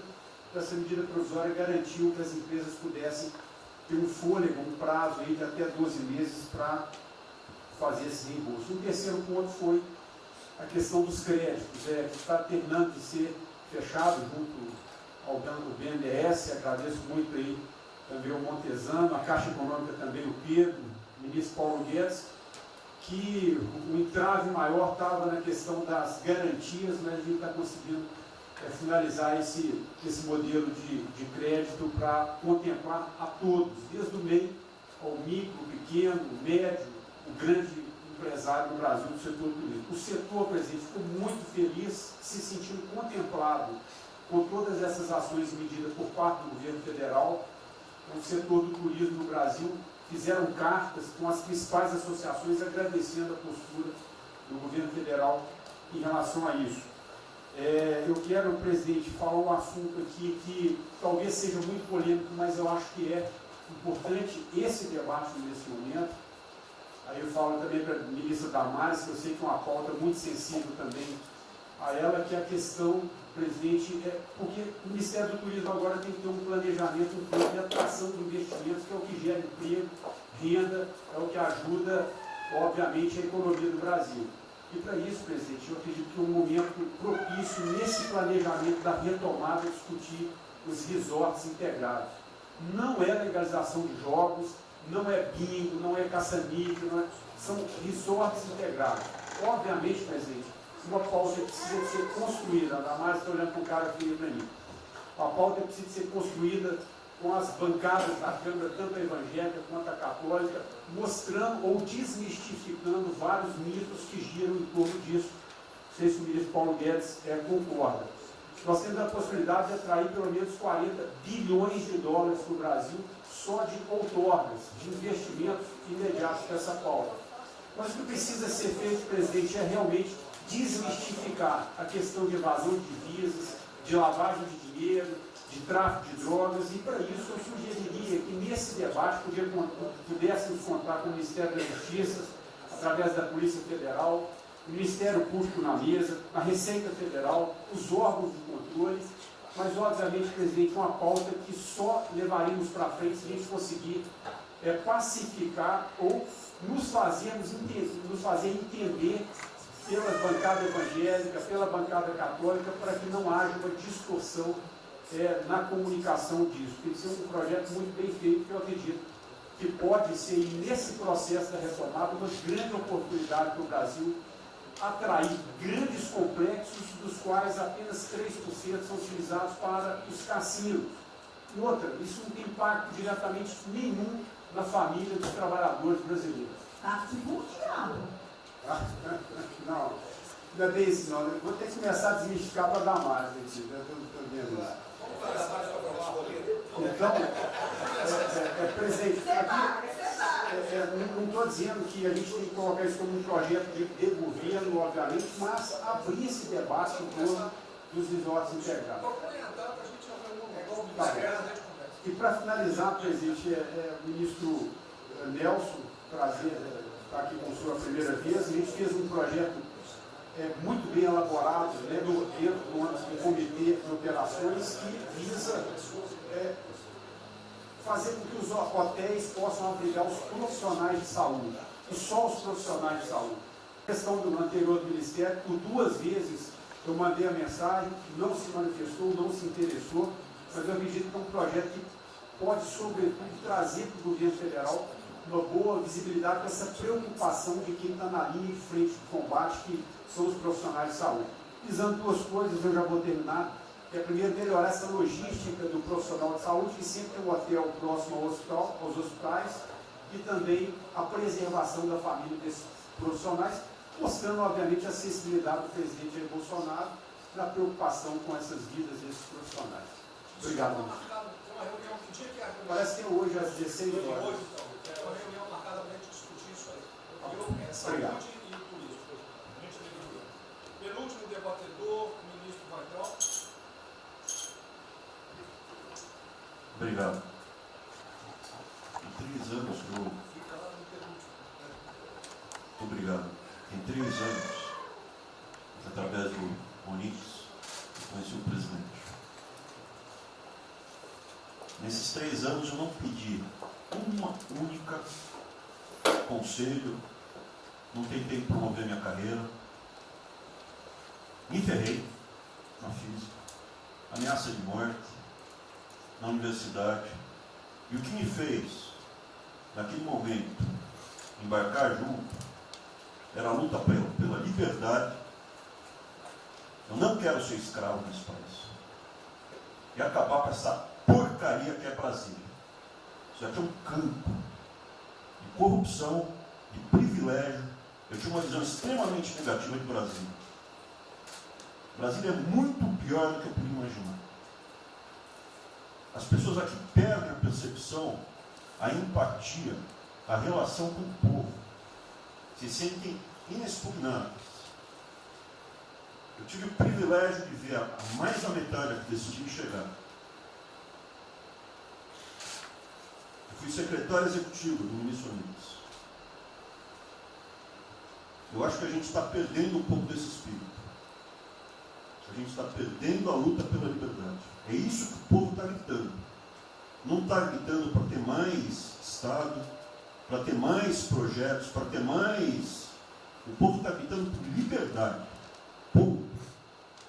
Eu acho que é isso que a gente está perdendo. Está perdendo mesmo. O povo está querendo ver o que me trouxe até aqui. Eu, por mim, botava esses vagabundos todos na cadeia. Começando no STF. E é isso que me choca. É só isso, presidente. Eu realmente acho que toda essa discussão de vamos fazer isso, vamos fazer aquilo, eu vi muitos ministros que chegaram, foram embora. Eu percebo que tem muita gente com agenda própria. Eu percebo que tem, assim, tem um jogo que é jogado aqui, mas eu não vim para jogar o jogo. Eu vim aqui para lutar. E eu luto e me ferro.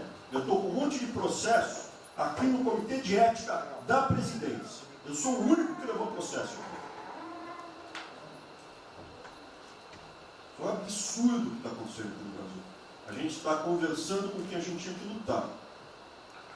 A gente não está sendo duro bastante contra os privilégios, contra o tamanho do Estado. E eu realmente estou aqui de peito aberto, como vocês sabem disso. Levo tiro, odeio o Partido Comunista. Que está querendo transformar a gente numa colônia. Esse país não é. Odeio o termo povos indígenas, odeio esse termo, odeio. Povos ciganos, só tem um povo nesse país. Quer, não quer ser de ré. É povo brasileiro, só tem um povo. Pode ser preto, pode ser branco, pode ser japonês, pode ser descendente de índio, mas tem que ser brasileiro, pô. Acabar com esse negócio de povos e privilégios. Só pode ter um povo. Não pode ter ministro que acha que é melhor do que o povo, do que o cidadão. É um absurdo, a gente chegou até aqui. O senhor levou uma facada na barriga. Fez mais do que eu. Levou uma facada. Mas eu também estou levando uma barriga e estou correndo risco. E fica escutando esse monte de gente defendendo privilégio, teta. Entendeu? É isso. Negócio, empréstimos. A gente veio aqui para acabar com tudo isso, não para manter essa estrutura. E esse é o meu sentimento extremamente chateado que eu estou vendo. Essa oportunidade se perder. Eu sou, evidentemente, eu estou no grupo dos ministros que está mais ligado com a militância, evidente, porque eu era militante. Eu estava militando de peito aberto, continuo militando, do ponto de vista de carreira. Eu poderia ter tentado me dar bem. Não foi isso que eu fiz. Não foi isso que eu fiz. Sei que isso daqui é um palácio, existem intrigas palacianas, estou sendo muito franco. E a gente pode sim perder a liberdade, perder esse país. Ninguém vai se dar bem se a gente perder esse país. Quem vai se dar bem são pouquíssimas famílias. Pouquíssimas famílias. Não se iludam. Não se iludam. É isso. Deixa eu complementar aqui. O que o Ventório está falando, estou com 65 anos, a gente vai se aproximando do que não deve. Eu já tenho me policiado tocante a isso daí. São pessoas aqui em Brasília, os três poderes, que não sabem o que é povo. Eu converso com alguns, não sabem o que é um feijão com arroz, não sabem o que é um supermercado, esqueceu. Acho que o dinheiro cai do céu. Eu estou com meus privilégios garantidos, meus 100 mil por mês, em média, 100 mil por mês, né? Legalmente. E acho que isso não vai acabar nunca. Como alguns acham que a liberdade, qual é desse cara? Tá maluco? Eu estou vendo mais antigo aqui, o João Helena aqui. Ele sabe o que foi 64. Muitos aqui não sabem. Essa cambada que tentou chegar no poder de 64, se tiver chegado, ele estava fudido todo mundo aqui. Cortando, ele estava felicíssimo cortando cana, ganhando $20 por mês. Não pode esquecer disso. Nós não podemos esquecer o que é esse povo. Eu vou convidar os ministros para domingo e passar essa semana. Convite, né? Não é missão, não, convite. Para ver como é que está o cara na esquina. Depois ver uns merda para falar aí, né? Uns merda de sempre. O cara rompeu o isolamento, está dando peça. Tem que ver pro cacete, pô. Está passando fome, está na merda, pô. sentir o cheiro de povo. Como eu falei lá, é uma experiência para todo político sentir. E lá vem como é que está o negócio. Ou a gente tem que estar como se fosse, não, um general na retaguarda e deixar a tropa se ferrar na frente. Não, o general está na frente, o coronel está na frente, o capitão está na frente. Nós, heróis da Segunda Guerra Mundial, estiver na frente do campo de batalha. Simples aqui, tenho certeza, nas Forças Armadas vão cumprir com o seu papel, mas nós temos que dar exemplo e mostrar que o Brasil não é. Eu sou mais educado que o Ventral, até me polir muito, o linguajar que ele usou, mas não é isso. Que o pessoal pinta por aí, se reunindo de madrugada, para lá, para cá, sem informações. O meu funciona. O meu particular funciona. Os outros que tem oficialmente desinformam. E voltando ao termo, eu prefiro não ter informação do que ser desinformado precisando de informações que eu tenho. Então, pessoal, muitos vão poder sair do Brasil. Mas não quero sair, ver a minha irmã de Eldorado, outra de Cajati, o coitado do meu irmão, capitão do exército de Miracatu, se fuder, pô. Como é perseguido o tempo todo. É a posse da Folha de São Paulo. Diz que meu irmão foi expulso de um açougue em Registro, que estava comprando carne sem máscara. Comprovou no papel, estava em São Paulo esse dia. O dono do restaurante, do açougue, falou que não estava lá. E fica por isso mesmo, isso aqui é problema dele. Né? Mas é putaria o tempo todo para me atingir, mexendo com a minha família. Já tentei trocar gente da segurança nossa no Rio de Janeiro, oficialmente, e não consegui. Isso acabou. Eu não vou esperar fuder minha família toda, de sacanagem, ou amigo meu, porque eu não posso trocar alguém da segurança na ponta da linha que pertence à estrutura. Vai trocar. Se não puder trocar, troca o chefe dele. Pode trocar o chefe dele, troca o ministro. E ponto final. Não estamos aqui para brincadeira. Eu tenho um garoto aqui, com todo respeito, do BNDES. Eu conhecia, ele usava calção lá. Pode ver os Estados Unidos para cá, podia estar muito bem lá. Veio para cá, já estava voltando ao Brasil com o vídeo do Paulo Guedes. E amigos dos pais dele. Você conhece ele, né, Paulo Guedes? Eu não lembro dos teus pais, não de você, tá certo? Mas alguém que está investindo aqui. E todos nós temos que pensar nisso. O que esses filhos de Maia querem, é a nossa liberdade. Olha, como é fácil impor uma ditadura no Brasil, como é fácil. O povo da delicado. Por isso que eu quero, de ministro da Justiça, ministro da Defesa, que o povo se arme. Que a garantia que não vai ter um filho da puta aparecer para impor uma ditadura aqui. Que é fácil impor uma ditadura. Facílimo. Um bosta do prefeito, faz um bosta no decreto, algema e deixa todo mundo dentro de casa. Se eu tivesse armado, ia para a rua. E se eu fosse ditador, né, eu queria desarmar a população. Como todos fizeram no passado, quando queriam, antes de impor a sua respectiva ditadura. Aí, que a demonstração nossa, eu peço ao Fernando e ao outro, por favor, assine essa portaria hoje, que eu quero dar um puta do recado para esses bosta. Por que eu estou armando o povo? Porque eu não quero uma ditadura. E não dá para segurar mais.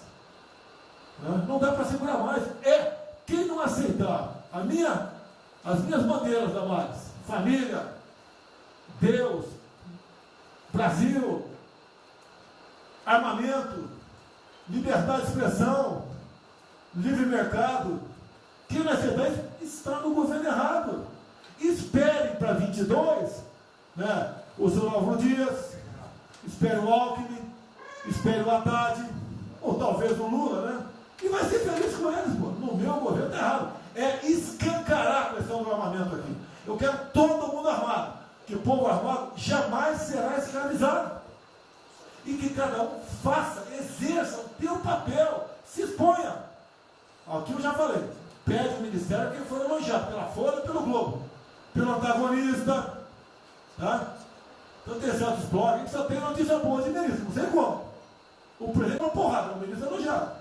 A gente vê por aí, o governo, o Ministério do Bem, apesar do presidente. É pra puta que eu pariu, porra. Eu disse, cadê o time, porra? Trocamos o time, espero trocar mais ninguém, espero. Mas nós temos que, na linha do Van Traub, de forma mais educada um pouquinho, se preocupar com isso. Que os caras querem é a nossa hemorroida, é a nossa liberdade. Isso é uma verdade. O que esses caras fizeram com o vírus, esse bosta desse governador de São Paulo, esse estrume do Rio de Janeiro, entre outros, é exatamente isso. Aproveitaram o vírus, está um bosta do prefeito lá de Manaus agora, abrindo cobras coletivas. Um bosta, que quem não conhece a história dele, procura conhecer, que eu conheci dentro da Câmara aqui do meu lado. E nós sabemos que a ideologia dele e o que ele prega. E que ele sempre foi. O que está aproveitando agora, um clima desse, para levar o terror no Brasil. Então, pessoal, por favor, se preocupem que é mais importante que a vida de cada um de vocês, que é a sua liberdade. Se não me preso, não vale porra nenhuma. Bom, presidente, esses valores, esses princípios, e o alerta do Grande é válido também, como sua evocação, é que realmente nós estamos todos aqui por esses valores. Estamos aqui por esses valores. Nós não podemos esquecer disso. Não podemos conversar com todo mundo aqui, porque é o establishment, porque nós precisamos dele para provar coisas, mas nós sabemos que nós somos diferentes. Nós temos noção que nós somos diferentes deles. E quando eles cruzam a linha, a gente solta a mão e sai andando sozinho. Enquanto eles estiverem no trilho conosco, no caminho, fazendo as reformas que nós prometemos, nós estamos juntos. Mas que o cara soltou a mão, passou para o lado de lá, deixa o cara sozinho, a gente continua sozinho e vai procurar outra conversa, em outro lugar. Então, eu acho que manter essa ideia que nos trouxe aqui, e eu tenho dito isso em todo lugar, e lá fora, eu converso, semana passada eu conversei com os ministros da Fazenda do G20, conversei com os ministros também de Economia dos BRICS, e a mensagem que eu levo é sempre a mesma: o Brasil vai surpreender o mundo. Vocês duvidaram da nossa democracia, duvidaram do nosso presidente é democrático e vai fazer as mudanças. E aprovando a reforma da Previdência no ano passado, enquanto os franceses fizeram passeadas com outra reforma da Previdência. Agora, não é uma coisa, por exemplo, nós vamos continuar aprofundando as reformas, nós vamos seguir.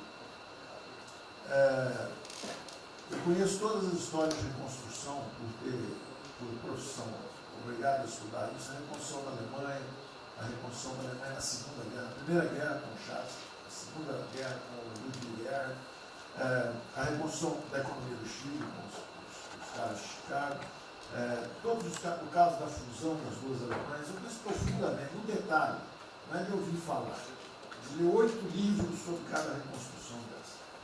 Então, eu li James 3 vezes no original antes de eu chegar a Chicago. Então, não tem blues, não tem dó, não tem blá blá blá. Tem estudos sobre todas as ocasiões. E nós vemos uma demonstração disso quando nós estamos indo numa direção norte, com as reformas estruturantes, e de repente, em 3 semanas e meia, nós fomos para o sul. Nós fomos elogiados hoje lá fora, semana passada, todo mundo elogiando, fazendo referência, que o Brasil está à frente de todos os emergentes, e Paris passou ali, só está atrás um pouquinho dos Estados Unidos. Os Estados Unidos está naquele caso, que é um cara que tem a moeda forte, emitiu $1 trilhão para cada problema que ele tem e ninguém reclama. Fizemos vários programas antes dos alemães, vários programas antes dos ingleses, vários programas, de todo tipo. Então, se não existe algo aqui, é dogma. Existe capacidade de trabalho com um grupo extraordinário que tem. Então, nós atacamos em todas as direções. Primeiro, o campus foi lá e reduziu os consórcios em 200 milhões. Logo depois, nós não tínhamos espaço constitucional, fizemos antecipações de benefícios e diferimento de impostos, porque não tinha espaço constitucional. Logo depois, tivemos espaço pelo Supremo e pelo Congresso. Entramos nas constitucionais, gastamos 300 e poucos bilhões, que não é muito. Teve ideia, o último déficit do governo Temer foi 160. Nós gastamos 300. Não gastamos tanto assim, mas atingimos 50 milhões de brasileiros, como diz lá o Pedro. 70 milhões de brasileiros. Lançando essa camada para os mais frágeis, pegamos os idosos, pegamos as empresas, microcrédito, depois de 0 a 360 mil, depois de 360 até 10 milhões. Montamos um comitê de bancos, estamos lá com o Montezano agora fazendo justamente a reestruturação. Não vai ter molezinha para a empresa aérea, para nada disso. É dinheiro que nós vamos botar usando a melhor tecnologia financeira lá de fora. Nós vamos botar dinheiro, vai dar certo, nós vamos ganhar dinheiro. Nós vamos ganhar dinheiro, usando recursos públicos, para salvar grandes companhias. Agora nós vamos perder dinheiro salvando empresas pequenininhas. Então nós estamos fazendo tudo by the book direitinho. Na conversa com os ministros da Fazenda lá de fora, eu disse que nós estamos com um déficit extraordinariamente alto esse ano, da mesma forma que eles, está todo mundo na mesma direção, só que nós caímos no chão, dá uma confusão, tiro, porrada e bomba, mas nós não perdemos a busca. A gente cai, levanta e sabe para onde nós temos que ir. Nós não vamos perder a busca. Nós sabemos dos valores, sabemos dos princípios, sabemos o que nós estamos defendendo. Estamos defendendo liberdade, liberdade econômica, liberdade política. Nós sabemos o que nós estamos defendendo. E estamos agora, no meio dessa confusão, derrubando a última torre do inimigo. Uma coisa é que nós vamos fazer a reconstrução e a nossa transformação econômica. A outra coisa são as torres do inimigo que a gente tinha que derrubar. Uma era excesso de gasto com a Previdência, derrubamos assim quebrando. A segunda torre era os juros estão descendo e vão descer mais ainda. O Campos tem o mapa já, estamos descendo. Então, para ter uma ideia, o ano passado, para esse ano, 120 bilhões a menos de juros. Um plano Marshall por ano, sem de juros a menos. Então nós sabemos, e é nessa confusão toda, todo mundo está achando que estão distraídos, abraçaram a gente, enrolaram com a gente, nós já botamos a granada no bolso do inimigo. 2 anos sem aumento de salário. Era a terceira torre que nós tínhamos que derrubar. Nós vamos derrubar agora também. Isso vai nos dar tranquilidade de ir até o final. Não tem jeito de fazer um impeachment se a gente tiver com as contas arrumadas, tudo indica. Não tem jeito, não tem jeito. E o presidente está no ponto futuro. O presidente falou assim, tudo bem, tem a primeira onda que é a da saúde, mas tem a segunda que é da economia. E uma vem agarrada com a outra. Nós estamos ainda tentando sair da primeira, a segunda já está querendo bater. Eu ainda acho que nós estamos preservando os sinais vitais da economia brasileira. Ela, para mim, ainda é um urso hibernando. Baixa sua energia para zero, consumo de energia para quase zero, só respira. Mas quando você sai da luta, você sai para comer o primeiro bicho não passar, você tem força. Nós não podemos deixar isso graças à super safra da nossa Tereza, à logística do Tarcísio, a comida está chegando, as exportações estão subindo, a China é aquele cara que você sabe que você tem que aguentar, porque para vocês terem uma ideia, para cada $1 que a gente exporta 3 na China. Você sabe que ele é diferente de você sabe que geopoliticamente você está do lado de cá. Agora você sabe o seguinte, não deixa jogar fora aquilo ali não, porque aquilo ali é comida nossa, né? Estamos exportando para aqueles caras. Não vamos vender para eles, é um político nosso. Mas vamos vender a nossa soja para eles. Isso a gente pode vender à vontade. Eles vão comer. Eles vão comer. A Índia também vai precisar comer. Vai ser o trading da água. Eles vão dizer que é a melhor trading da água. Um dia alguém comentou comigo, acho que foi o Campos, não foi, Campos? Foi. É o trading da água. Quer dizer, os caras precisam de alimento, não tem água, nós temos muito mais água que eles têm. Então eles vão ter que abrir mão da agricultura para fazer outras coisas e nós vamos poder exportar para eles também. Então nós temos um mapa de voo bom, nós temos uma equipe jovem, preparada, todo mundo trabalhando junto, e nós não vamos perder o rumo, nós não podemos perder o rumo. Então vai ter muita conversa, vamos para cá, vamos para lá, vamos fazer isso, vamos fazer aquilo, não vamos perder o rumo não. Pode dar vestimento, bota peruca loura, passa batom vermelho, faz uma opção de coisa que for necessária politicamente, mas não vão perder o rumo econômico, não, nós sabemos onde nós estamos indo. Então, eu estou só dando uma mensagem de tranquilidade para todo mundo aqui, que é o seguinte, nós não estamos fazendo nada exótico, dogmático, nada disso. Nós estamos indo numa direção, fizemos o que o mundo inteiro fez, em 3 semanas e meia, nós fizemos o que o mundo inteiro fez, só que nós não vamos perder o rumo, não. Nós sabemos para onde nós vamos voltar já já. Tá certo? E se o mundo for diferente, nós vamos ter capacidade de adaptação. Por exemplo, eu já tenho conversado com o ministro da Defesa, já conversamos algumas vezes, quantos 200 mil, 300 mil, quantos jovens aprendizes nós podemos absorver nos quartéis brasileiros? 1 milhão?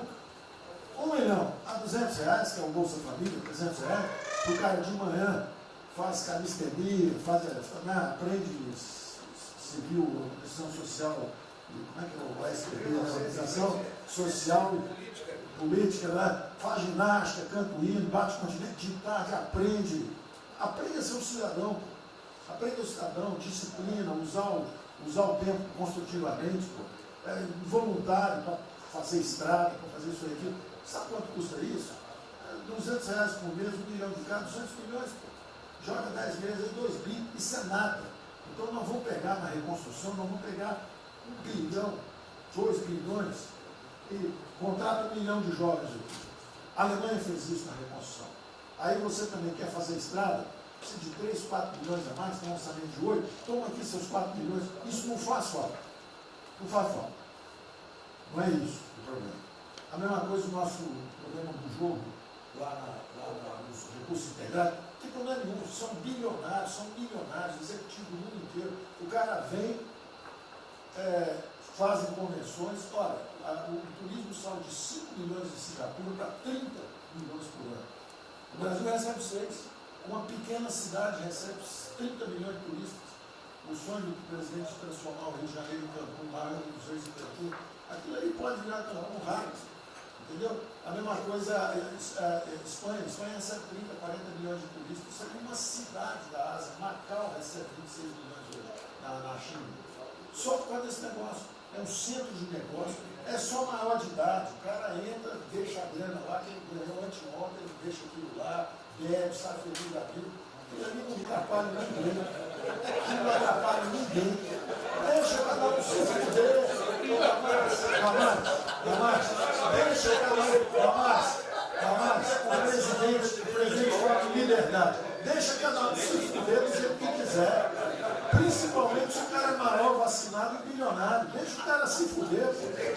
Lá não entra nenhum brasileirinho. Não entra nenhum brasileirinho desprotegido. Se a CGU tiver como controlar a entrada e a saída do dinheiro. Isso, então vamos lá. Se não tiver como lavar dinheiro. Então, só para terminar as observações também finais ali, o Campos falou duas coisas também interessantes. Então, o Campos falou duas coisas interessantes ali. Uma é o seguinte: o estrangeiro para vir fazer um investimento, eu recebi um embaixador, já reportei isso para o presidente, eu recebi um embaixador dos Estados Unidos e ele veio conversar conosco. E a mensagem maior dele era uma só. Assim, ó, nós queremos um bom ambiente de negócio. Nós vamos colocar centenas de bilhões de dólares. O mundo inteiro quer investir no Brasil. Agora nós precisamos de um bom ambiente de negócio. Simplificação de impostos, segurança jurídica, coisa desse tipo. Né? Então, o secretário do Comércio americano, que é o Wilbur Ross, o cara me disse o seguinte: eu só tenho um conselho para vocês. Vamos aderir ao GPE, que é o General Purchasing Agreement, que é o seguinte: é um acordo, nós com a entrada na OECD, nós assinamos esse acordo, e esse acordo diz o seguinte: não pode haver nenhuma compra governamental sem transparência. Acabou. Então não basta a gente fazer isso, quer dizer, não vai fazer concorrência para concessão, privatização. Então nós já estamos na pista certa, já estamos indo na direção certa. Só uma informação sobre isso aí. Eu fiz uma reunião com o pessoal da CDE essa semana, agora foi semana passada, falando do nosso interesse. Eles falaram que já nos consideram da CDE. Sim. Tá? Então, os ministérios, estou falando isso porque vários ministérios têm uma pauta a cumprir. Vamos continuar nisso porque vamos dizer, a impressão foi excepcional. Só um dado aqui da CDE, rapidamente da OCDE, não, o embaixador disse isso. O embaixador disse: nós não podemos perder a oportunidade do presidente está tão próximo aqui. Os nossos dois presidentes estão próximos. Nós não podemos perder essa oportunidade. O presidente da OCDE disse que realmente os Estados Unidos, que eram, vamos dizer assim, tinham uma certa objeção, agora já está favorável. Ministro, é só um dado: a OCDE, 90% dos países que hoje integram a OCDE já contam com os resorts integrados. Os outros 10% são muçulmanos. 88% tem um ensino domiciliar. Então a gente vai entrar para a MT hoje lá, tá? Vamos escolher. Vamos escolher. Pronto, obrigada.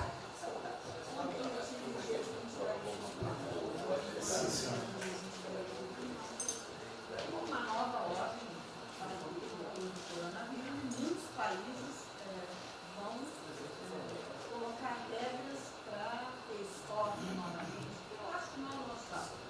Nós temos que ter acesso ao mercado, mas nós precisamos incentivar o trigo. É o único produto que o Brasil não é autossuficiente. O resto, se amanhã quiser fechar, temos 2 milhões. Nós temos 2 milhões, certamente. Mas nós temos 2 milhões de hectares na linha Mato Piba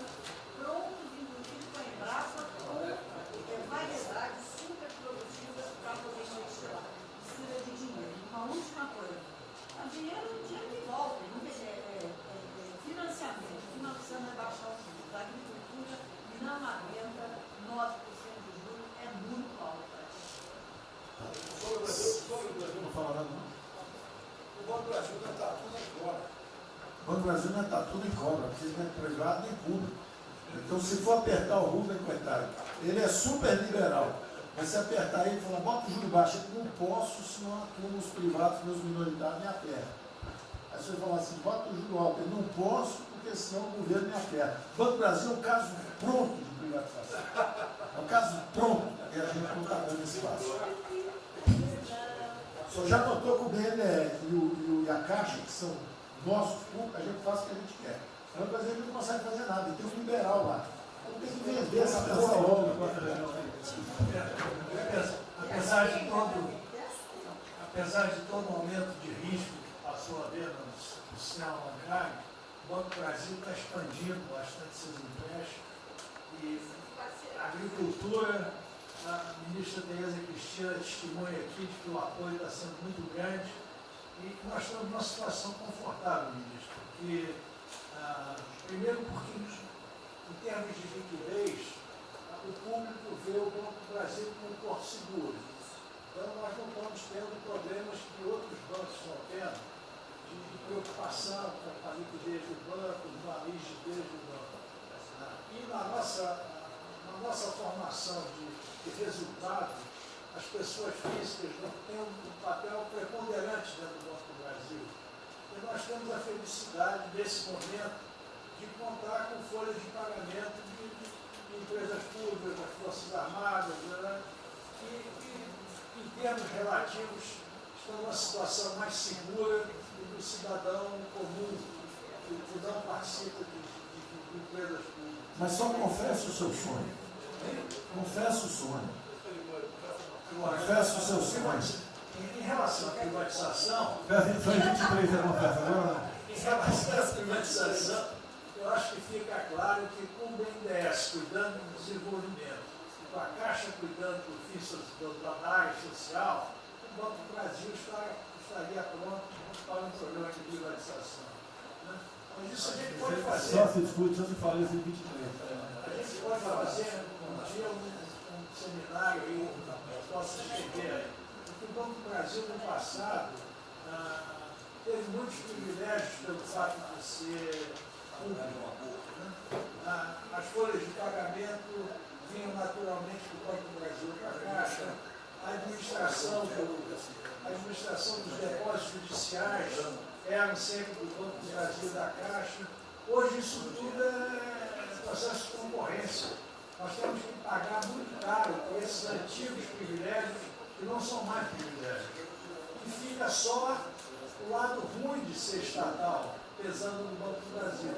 Porque a gente não tem a mesma facilidade de contratação, a gente não tem a mesma facilidade de demissão de maus funcionários e vai por diante.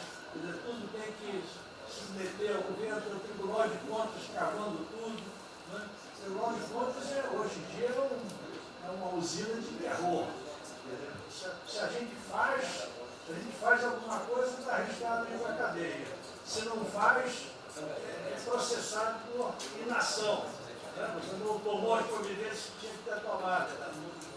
Virou um terror isso. Se ficar o bicho quebra, se correr o bicho come. Agora, se me permite, eu queria fazer uma observação rápida sobre a área de medicina. Eu acompanho os números diariamente. Eu vejo que os óbitos, eles chegaram diários, passaram de 200 durante alguns dias, 4, 5 dias, mais de 200 pessoas sendo mortas. De uns 4, 5 dias para cá, esses óbitos caíram bastante, já não chegam mais na casa dos 200. A minha sensação, de quem não é especialista no negócio, mas que observa os números, é que o tal do pico, o tal famoso pico, que gerava tantas preocupações, a minha sensação é que esse pico já passou. Né? Agora... É que o senhor não viu o número que nós mostramos assim agora, mas isso é outra história. Senhores, sem querer cortar, muito obrigado a todos, porque senão não teria.